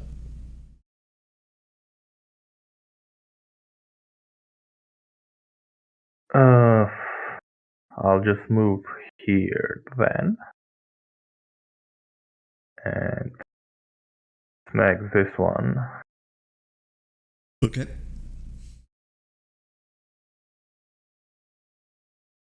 First attack only. Warhammer 13 damage, 3 bleed. Okay. This creature is knocked out.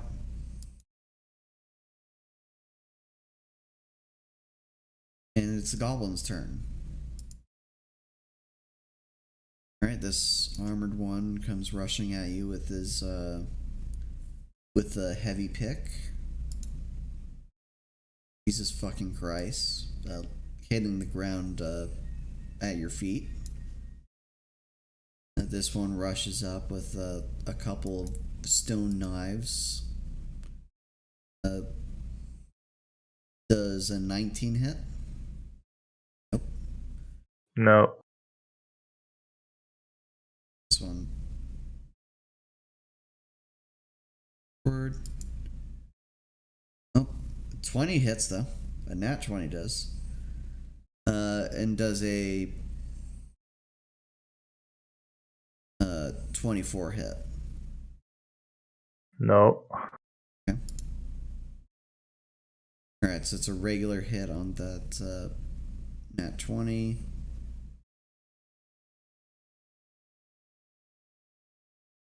So caster takes 4 damage.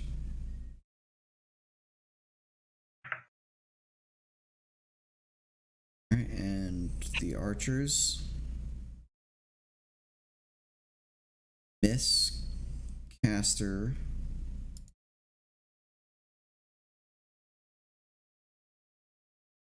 Alright, this guy moves forward and he provokes an attack of opportunity from you. Oh, does he? Yes. Smash. Damn. Jesus. Before that attack resolves, does a... What's your CMD? CMD 24. Okay, well... The goblin came forward and jumped at you. Your reflexes are quick and you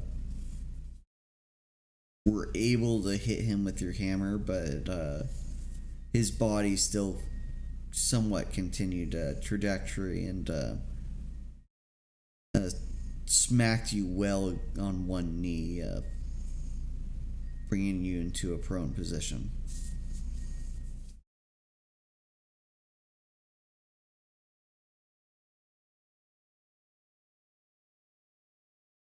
A valiant goblin sacrifice. Up to here, and this one moves up to here, and one comes up to here. All right, Sid's turn.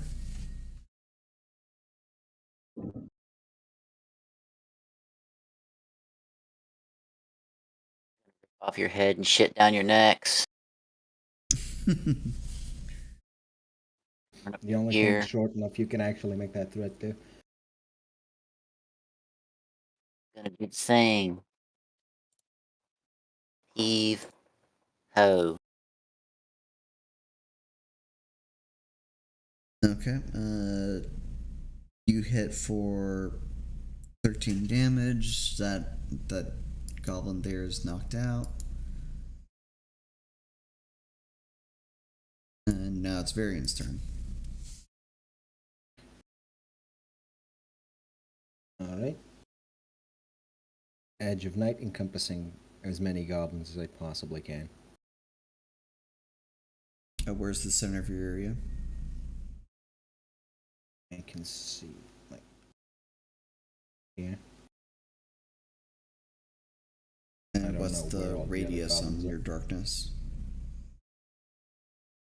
It would be, I'm going to make it like 20 feet. Okay. Let me just roll 3 times for all of them.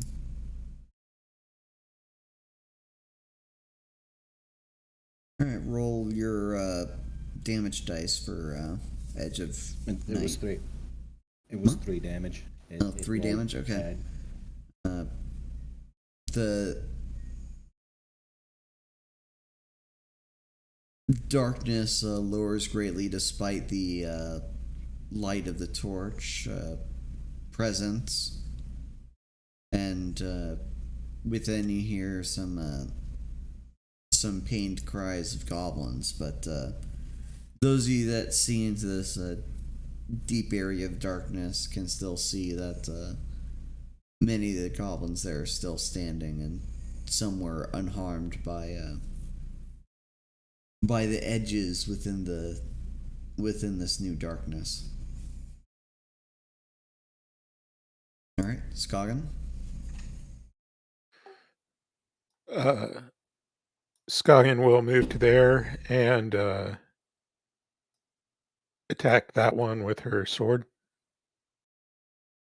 No, okay.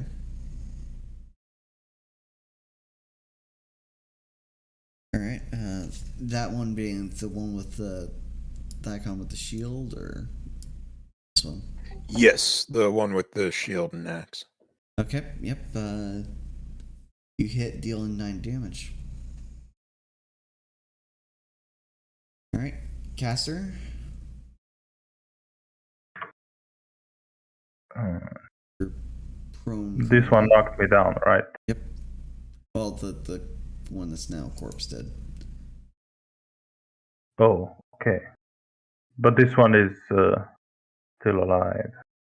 Yep, that one's still alive, as is this one.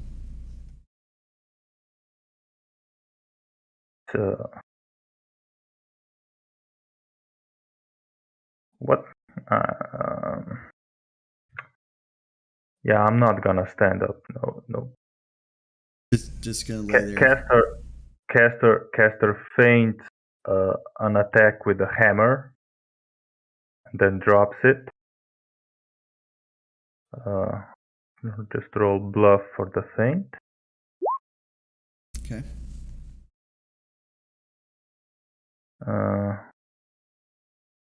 And he draws the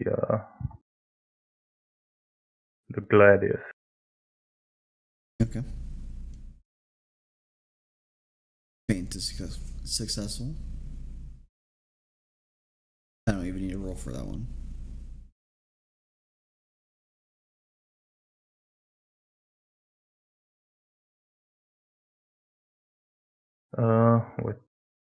I think that's it.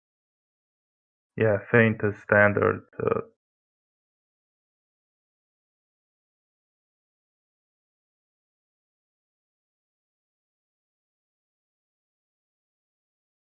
Yeah, can't do anything else. Yep. Alright, so on the goblin turn, this door here that is difficult to notice during the fight, a goblin rushes out of that room and comes to join his fellows here. Caster, you're going to be probably taking some hurt here. Let's see, I think it's one armored, one dual wielding goblin. Okay. So all low rolls and still not within 20 AC. Great.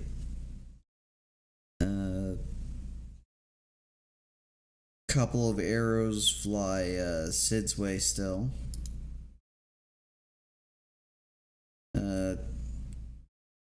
22 doesn't hit Sid because heavy armor shield. Right? I believe so. I think I'm 24. Yeah, no. That's right. You have Yeah, I'm 24. Yeah, okay. Okay. And Skagen. You're being attacked in melee by 3 goblin friends. 1, 2, 3, 4. Oof. Does a... Well, I'm guessing 25 does hit you. Yeah, my AC is 19. Well, thank God they rolled a 1 on the crit confirm. Okay, so they deal 10 damage to Skagen. Okay.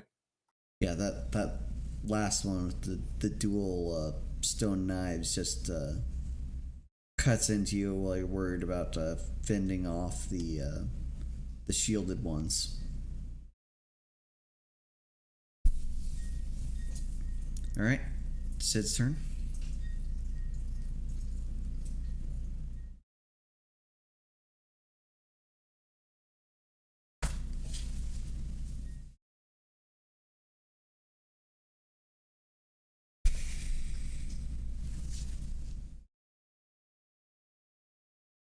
Sorry about that. Had to deal with dogs. No problem. Is it my turn to do the thing again? Yes, it is.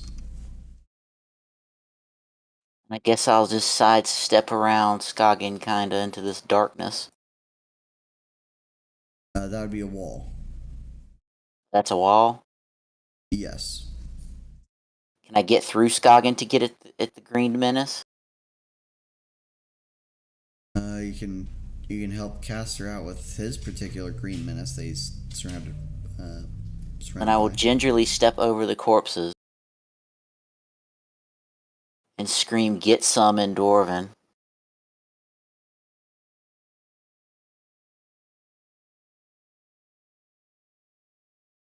Get some Dwarven. Dwarven Get what? some Who in knows? Dwarven. Alright, so the goblin was unprepared while he was trying to poke holes in Caster's armor, and he is now taken out by Sid. Varian.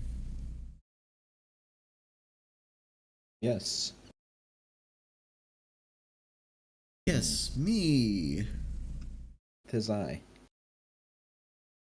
In any case, I'm just gonna where is it? Revitalize my party. Okay. So everyone That ought to gets be my turn. 5 healing at the start of their turn. Yep, that ought to be my turn.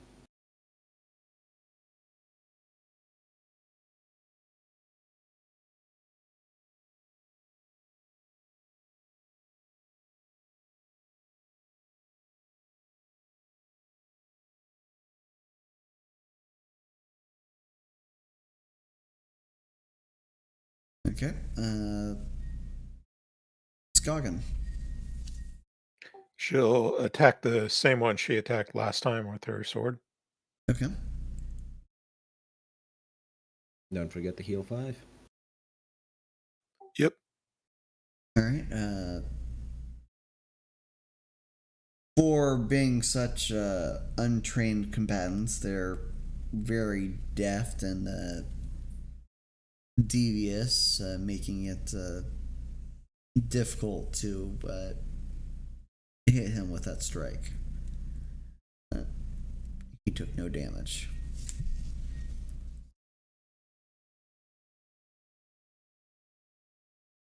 Caster, you have your Gladius and your your feint didn't really bear much fruit. Yeah. No one's threatening me right now, right? There's still one threatening at you. Fuck him then. I'll stand up. Okay. He misses. And oh, I'm not prone anymore. Wait. Yeah. Alright, so And you hit the first attack for 7 damage.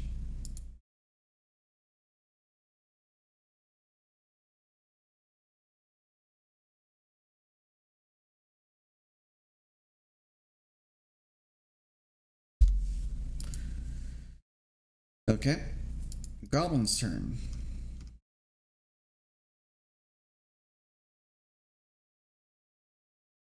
Alright, a goblin with a stave now hobbles his way out of the room. There's some ritualistic bones dangling off the tip of the staff that you can see in the midst of this combat.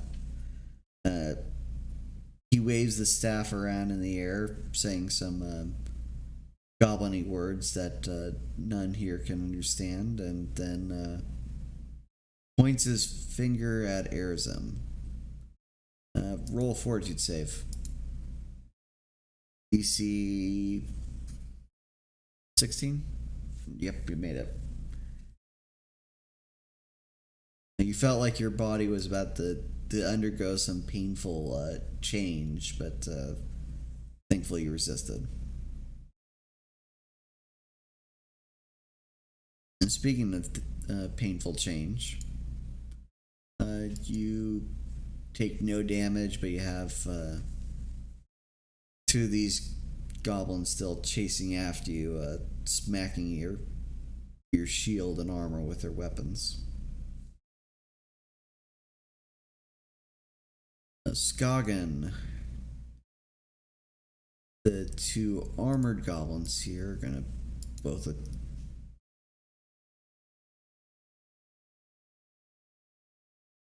attack. One hits and swings with his axe, dealing 7 damage. How close are you to needing a heal? I have a little more than half my hit points left. Alright. I can actually cast damage next round then.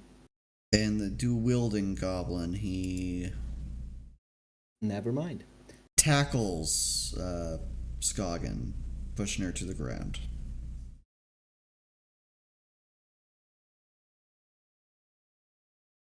These 2 archers, there's now been a great deal of height knocked down in their sight these days. They can easily peer over that dwarf's head and see that there's someone dangerously casting spells that seem to be helping their friends. Or helping And they see over the piles of their dead friends' bodies. Yeah. Can they see me behind the cast? Well, they also see that their arrows aren't really doing much to Sid's armor nor casters. So they each try to take a shot at the guy in a dress. What are those? Let's see, that'd be 18 and 21. 21 hits, 18 doesn't. Okay. So it deals 5 damage to Varian. Oh no. Oh no. 8 damage. Or 5 damage. Oh no.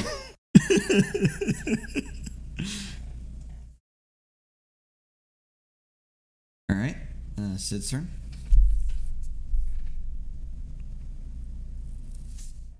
I will now climb the bodies. That you let hit the floor, yes. I'll move them to the GM layer so you're not having to deal with them. Proceed to take out the next one.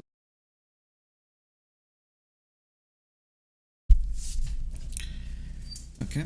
As if I'm clearing so much brush and debris. All right. So you smack your pick and combo it with your shield, dealing 15 damage. The goblin, not being able to parry your attacks, takes the blunt of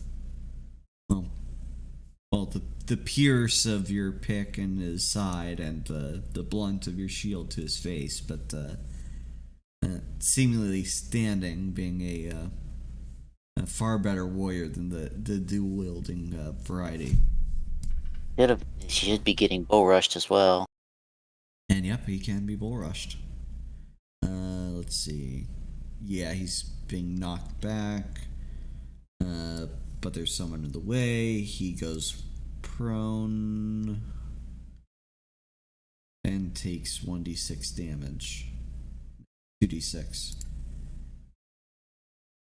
damage. Do both of them take 2d6? I can't remember. I think they should, but... And I think both of them should go prone. Yeah, this one's not prone.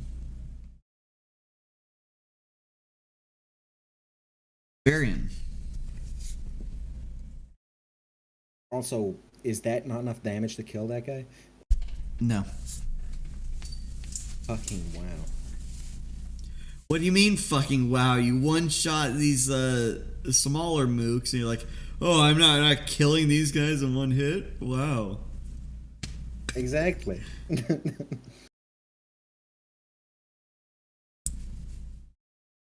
Okay.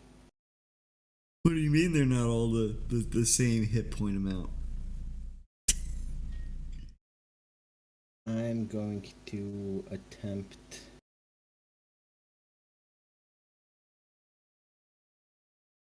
Are you going to cast a spell? Greater command the caster. Okay. What are you going to command him to do? I'm telling him to cast on one of his archer friends.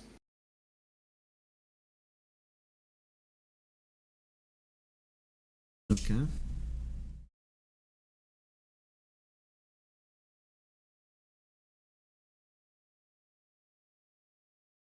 Alright, you see him wave around his staff and nothing happens. He does it during his turn. Okay. But sure. Well, I'm doing it now because I'll forget. Nothing happens. Fair enough. Just he doesn't get an action is all I'm gonna say. The standard action, anyways. He gets a move action.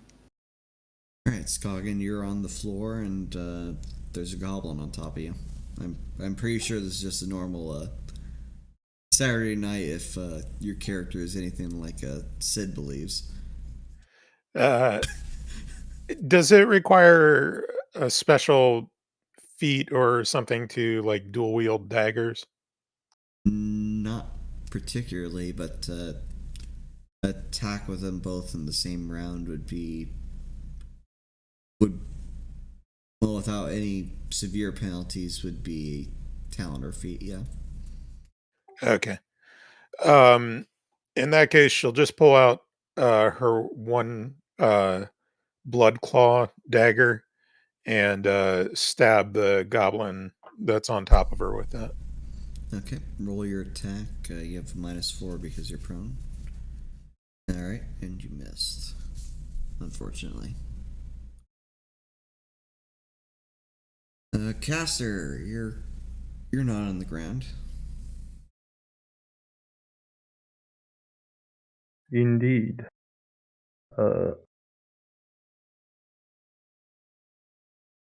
Let's go for a mixed assault. This the one that's closer. First attack Gladius, second attack Warhammer.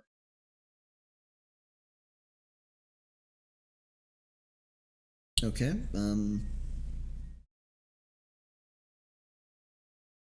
Yeah, both those attacks hit. 20. So 9 damage. Boop. Okay. He's still alive. And it's the goblin's turn. This guy stood in place and casted quote unquote a spell at Varian's command.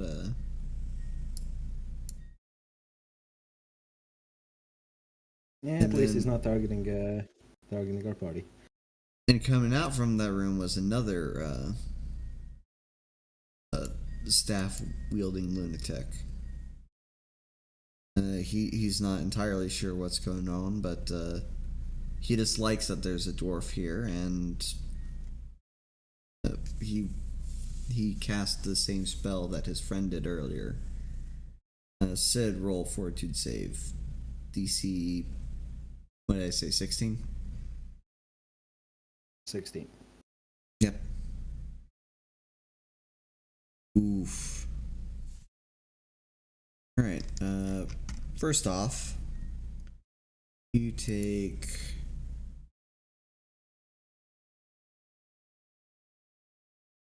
a 2d6 damage.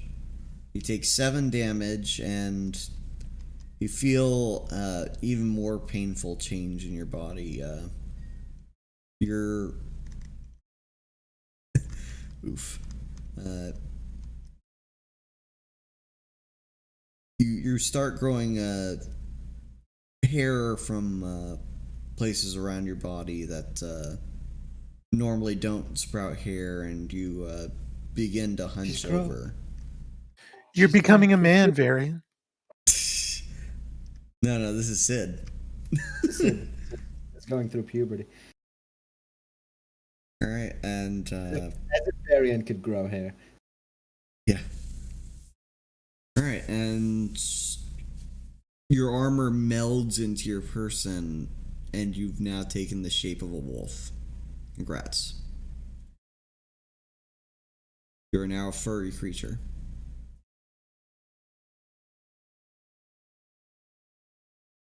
You have a bite attack and natural armor bonus of 2 instead of armor and shield.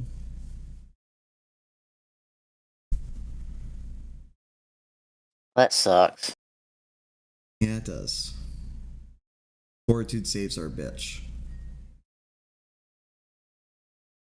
Archer's here. I can still bite him. Yeah, you can. Miss both times trying to hit caster. Alright, Sid's turn.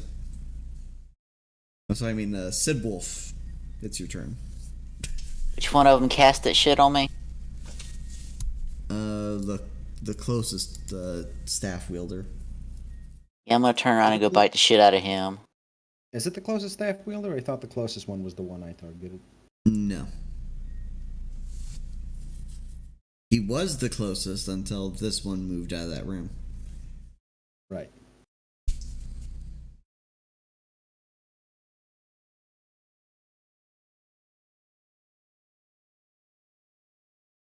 Yeah, I'm gonna bite him. Okay. I'm not sure how to roll for that. Can I still roll in? 1d20 plus your strength plus BAB, and the damage would be 1d6 plus your strength.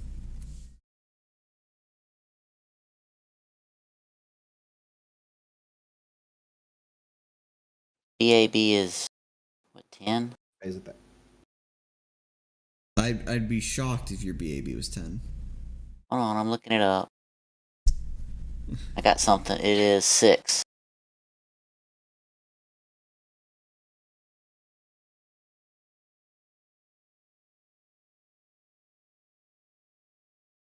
I want to roll 2 separate ones. Well, you can only hit once with your bite attack. Don't get 2 attacks because my BAB's over. Or don't get like an attack and a claw or something. Natural attacks have different rules.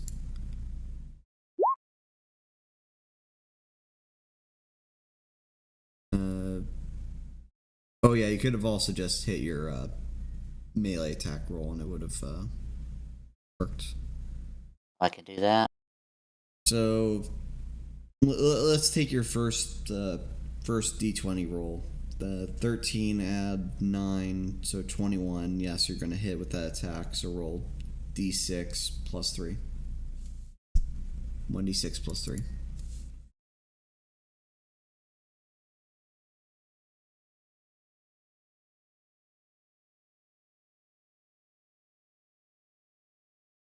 Okay.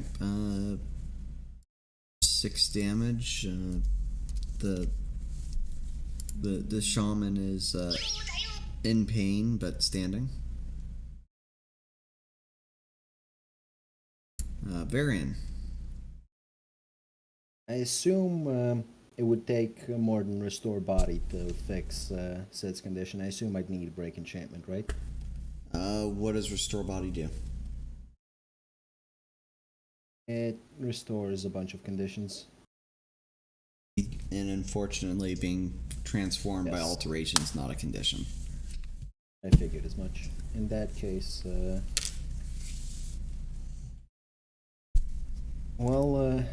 Edge of Night the entire room. Even your friends? Even my friends, Okay.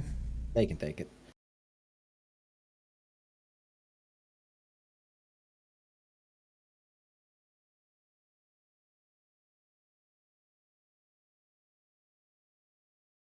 Alright, so let's just roll 3 times like I did before.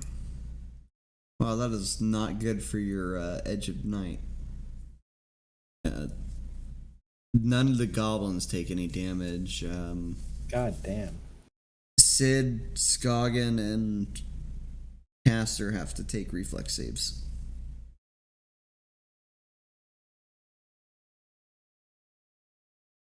Okay, Caster, you take 6 damage, and Sid takes 6 damage. Doesn't Sid get a better reflex because she's a dog? No. It doesn't give... She doesn't have the stat block of a dog. Because that's not how new alteration works when you transform other people. Well, this spell was a fucking travesty. The goblins are just fucking lucky this round. Also, you're deciding to attack with reflex, things that have high dex. Yeah, the last one worked okay. Only dealt 3 damage to 2 mobs, but yeah. Alright, Scoggin. She'll attempt to stab the goblin on top of her again. Okay. Alright, so this goblin has to take a fortitude save because he can't avoid that attack. It's a DC 15, so he takes the 5. Okay. He's still alive for now, but he's probably going to take 5 more damage and go unconscious next round. Caster.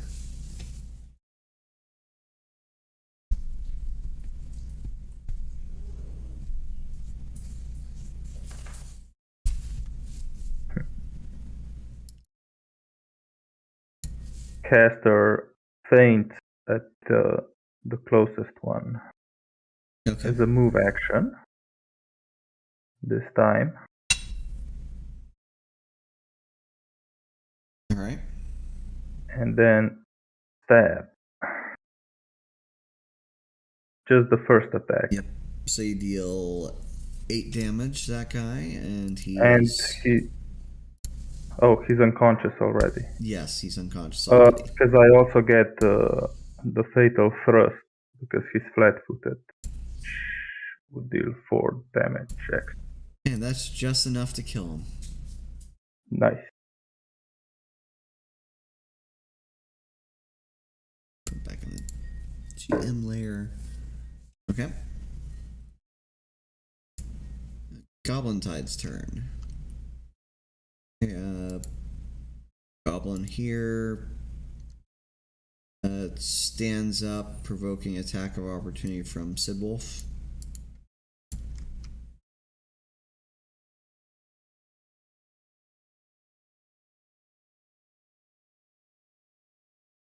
Okay, and roll your 1d6. Alright, you deal 7 damage, and... Oops.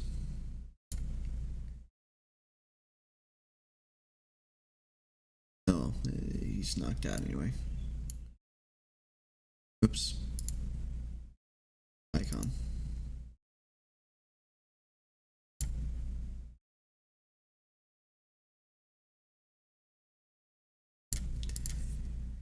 Alright, this goblin stands up because someone's prone. He doesn't provoke.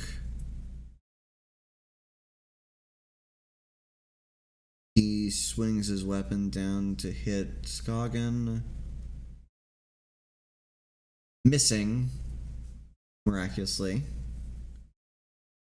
This person on the ground, let's miss.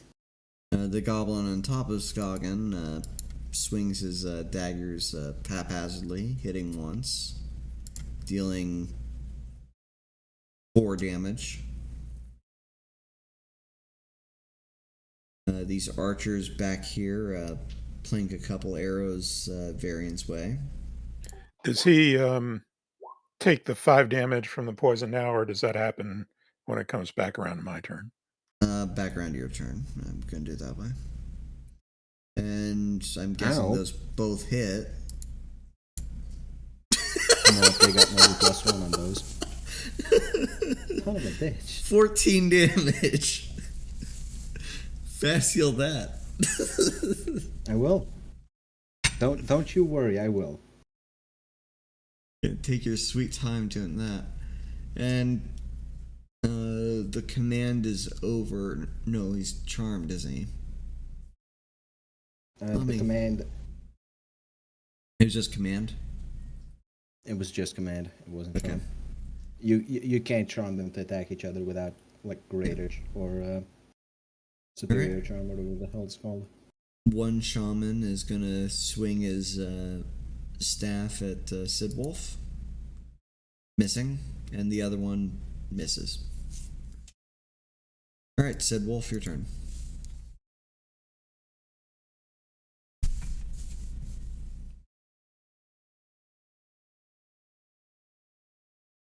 Okay. Apparently I was wrong.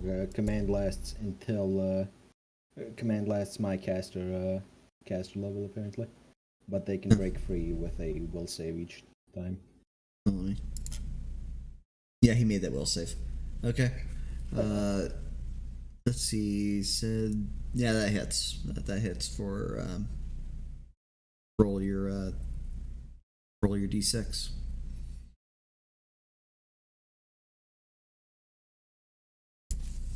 Okay.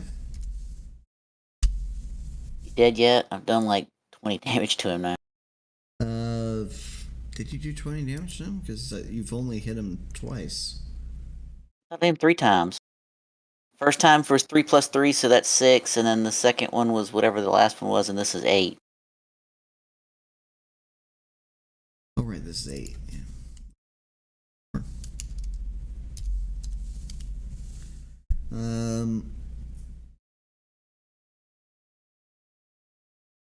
So it's plus strength damage. Got plus 3 strength. Yeah, but this is a second round you've been attacking him. You couldn't have hit 3 times. Oh, I thought no, because I got the attack of opportunity. Remember? No, that was this guy. That was the other guy. Oh, okay, sorry. Yeah. Yep, that's your turn. Varian. So, is anyone severely hurt? Like, close to dying hurt? I think Skagen's pride is severely hurt. I'm almost halfway down, but not quite. No, she because of the revitalize thing. She's gained quite a bit of her hit points back. She's down about 14 hit points, but Speaking of revitalize, I gotta remember to add mine. Yeah, because you got hit this round. That's like a fucking first. God, I need to hit you more often. In any case,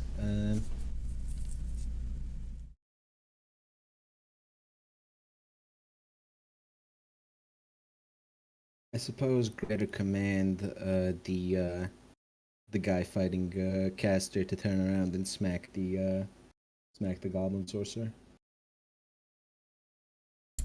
Okay, let's see.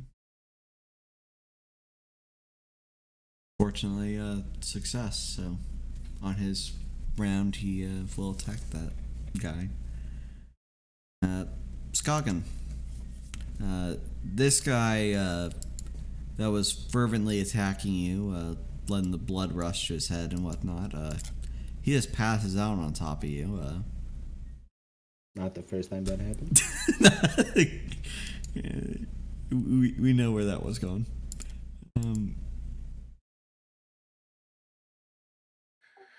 all right. She'll shove that goblin off of her and stand up. Okay. You provoke an attack of opportunity doing so. Let's see. What you do?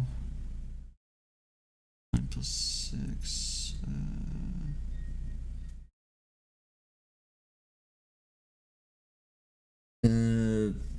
You said you had 19 AC? Yes. Okay, you're gonna be hit by this. So 7 damage. No, wait, 8 damage.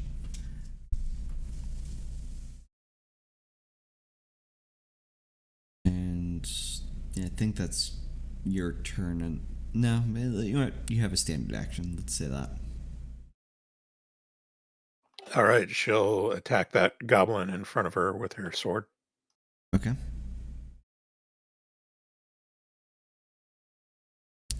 Deal 7 damage. How much damage does the dagger do? More. I figured, which is why I'm wondering why she doesn't use it more often. Because it was wielded by a dark elf winch.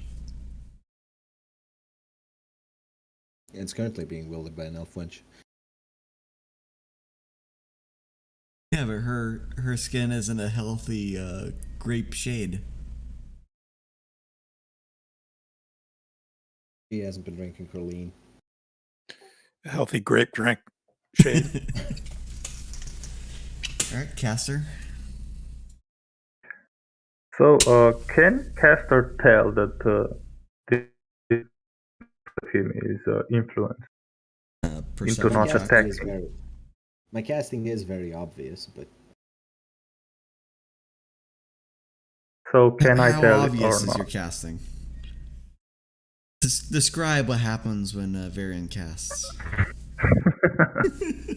wisps of darkness appear, and he also holds a symbol, as any caster should.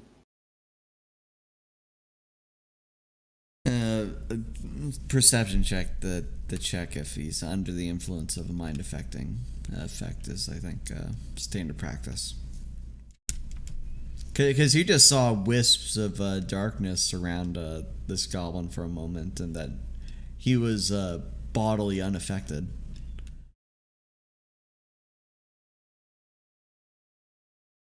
You don't know what that means. You weren't a caster, despite your name. Yeah, I really don't know what that means. I mean, kill him or not, it's whatever. Yeah. Dead or alive, you're coming with Double me. smash. Double smash. Okay. Jesus. Alright. Fucking eviscerated. That's... Yeah, that is enough to take that out. Bit of a waste of a spell point there, but you know. Such is life. Such is Varian's life. Hey, at least maybe now the archers will target him. But there's still the problem that their arrows aren't really getting the message across. Well, they appear to be relatively harmless against me too. Alright, Goblin's turn. Korinne, the archers see that you're biting the hand that fed you this glorious new form. So they're gonna fire some arrows at you from point blank. What is your AC without the armor and shield? +2. That is what I am.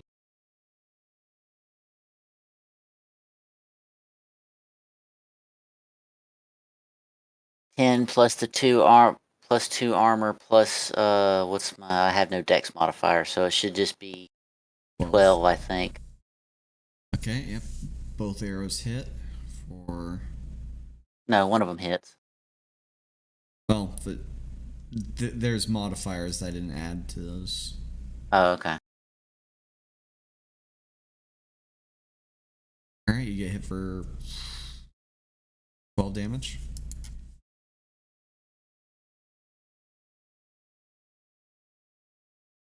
And Now I'm down to 17 hit points. Now you can heal me. and the shamans are gonna try to smack you with their sticks.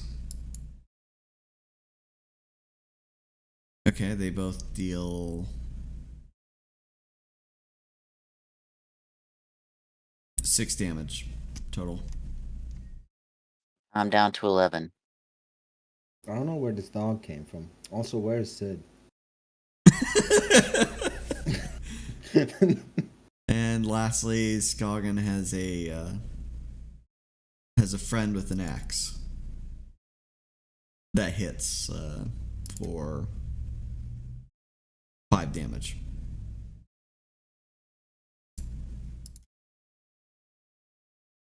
Quick question: is Sid larger as a dog than she was as a dwarf? She's shorter.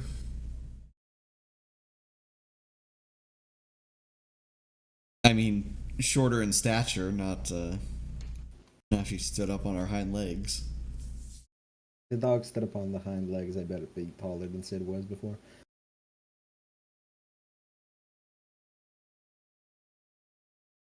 And before Varian started to say, "Oh, this was an improvement," Sid. Okay. Instead of a wolf, I think Sid should be a Shiba Inu in her canine form. Nah, it's a Chihuahua. French bulldog.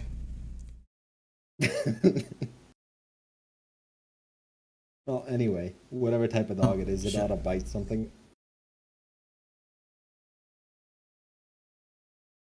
Accidentally hit the back button on my mouse. I don't recommend doing that.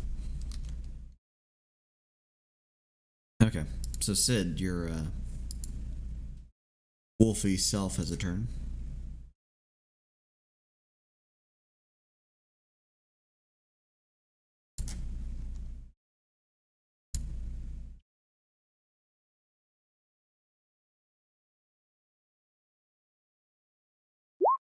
Well, apparently guess I'm just gonna die. This is how it ends. Well, how undignified. That hits, by the way.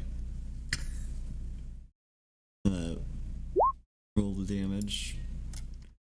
Okay, that's yep, that's enough to knock this guy out. Alright, Varian. You find a Does very anyone- hurt wolf. Does anyone except this odd dog thing need healing? Skogan could actually use some healing now. Very well. Remember, guys, you have that. You're getting 5 health back per turn. Yeah, but she got knocked down quite a bit in the last round. Yeah. Well, so is Sid. Here, have a mass heal, everyone. You are now all full health. Yeah, this is where I need to just have a black dragon show up and breathe acid on everyone. Undo a full heal. I can just redo the full heal. Yeah, I know. Alright, Skogan. Your character is fully up to health. That's the entire group, by the way, because I have Yes, I had mass heal, yes. But I talked about Skogan because, you know, it was her turn.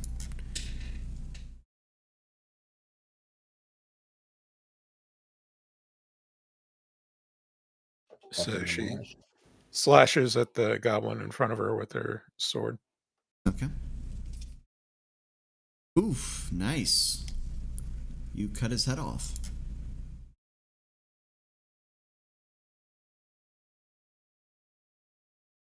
And that's why you used the sword.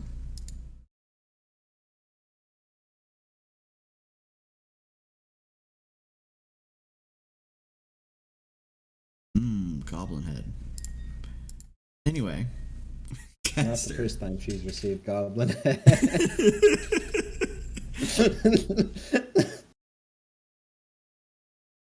Knew that was gonna happen. No.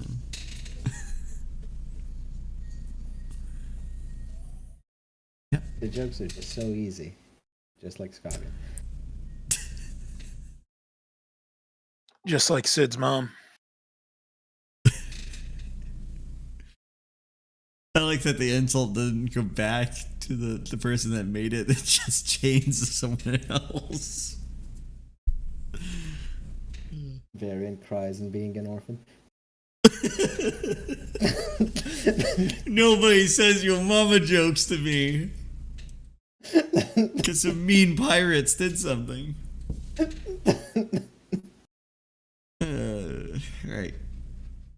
Come on, Erazem, what do you got? Got a pila you want to share with someone? I was actually thinking this. I expand martial focus to feint and move up to this guy. Okay. This is a move action. So let's see.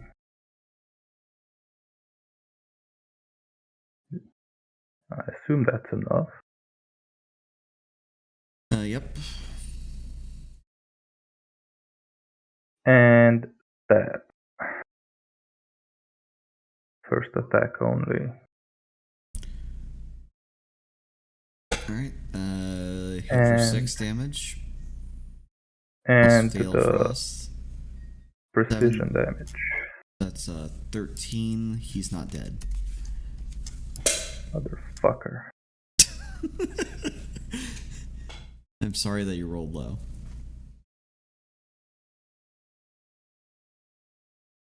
Alright. Archers, one takes a shot at Caster. Misses, and the other takes a shot at Sid Wolf. And misses.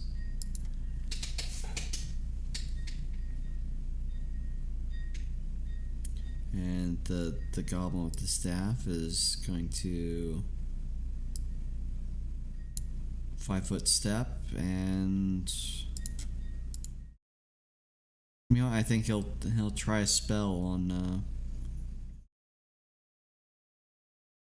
on Caster again. Roll fortitude save.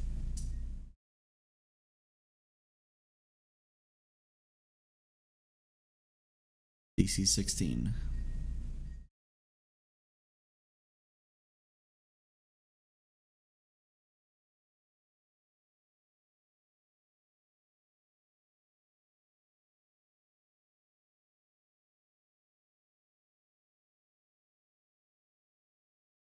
You know, alteration is such a sneaky form of crowd control.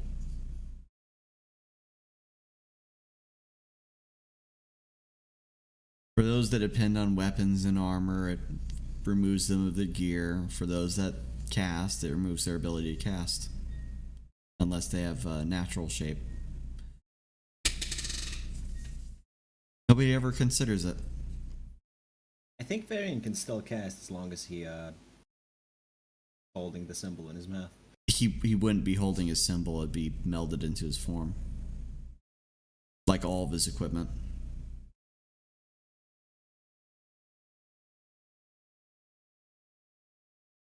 Erazem, you there? Yeah, it's breaking. For you, fortitude save, right? Yes. Nope. Alright, you're still fine.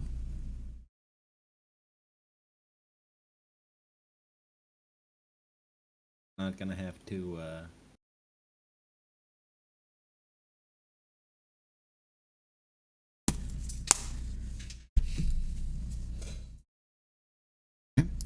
It is Sid's turn again.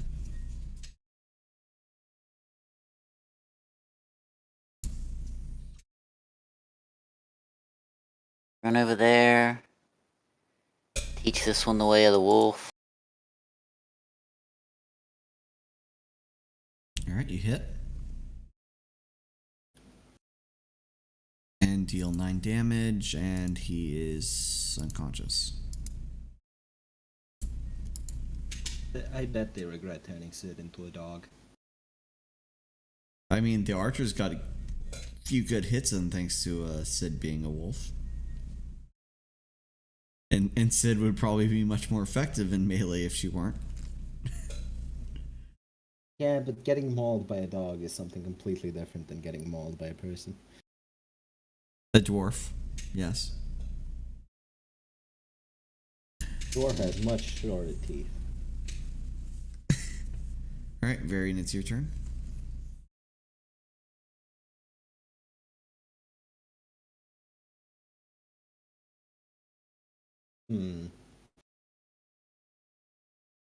Far away is one of these archers from me?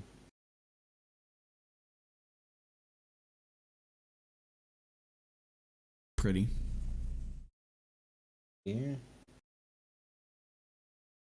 Lesser command the archer. This one up. Hold on. Yeah. Ruler. This one up here. Tell him to use his move action to just run this fucking gauntlet of attacks of opportunity. Okay.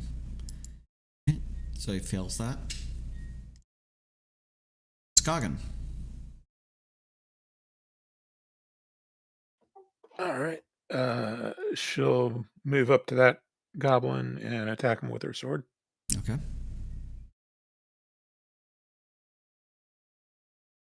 Alright, you've dealt 8 damage plus the...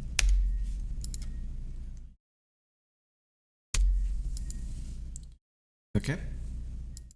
Caster.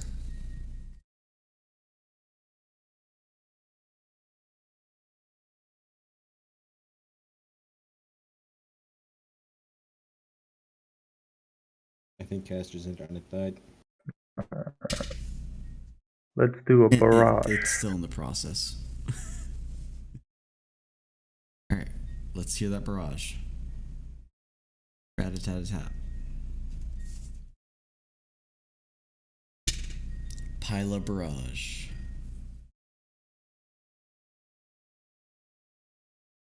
Come on. Listen me, Jesus. Not saying to chat. A loss in communications can only mean one thing.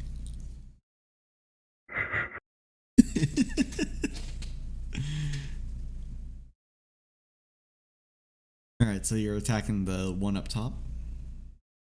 Yeah, that was the first press. Okay, you deal 6 damage.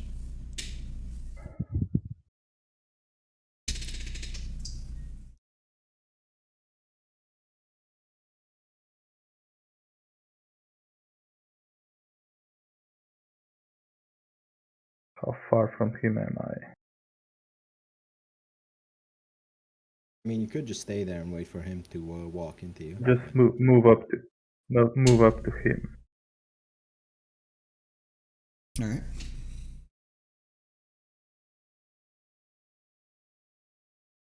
Okay. Goblin's turn. This goblin does as commanded and tries to push past Caster and Sidwolf. Provoking attack of opportunities. How many? One. One from each of you. Oh, come on. He moved like twice out of a square I threatened. That's at least two. Do you have combat reflexes? Yes. I have 6 attacks of opportunity available. You have 6. Yes. Oh yeah, you have the strength version of it. Thanks. Plus the one you get. Well, just make your first attack and let's see if he survives it. Alright, Sid hits for 9. Yeah, he's out.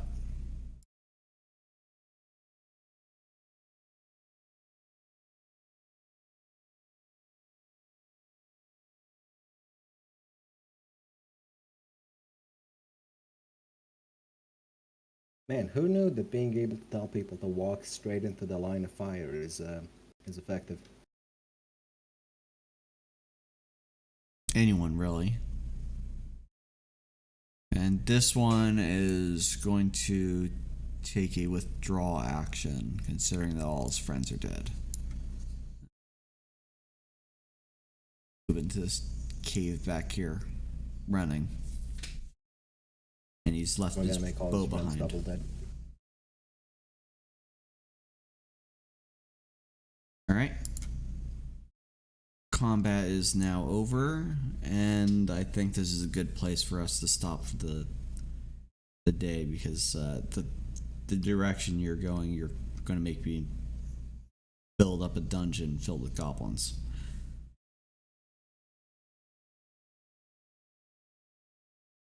I am worried by the fact that I didn't hear a no to that. Well, we did Am I sort of stuck as a wolf? Not permanently, no. It'll pass. With time. Why don't we loot the bodies before we end this session? Certainly.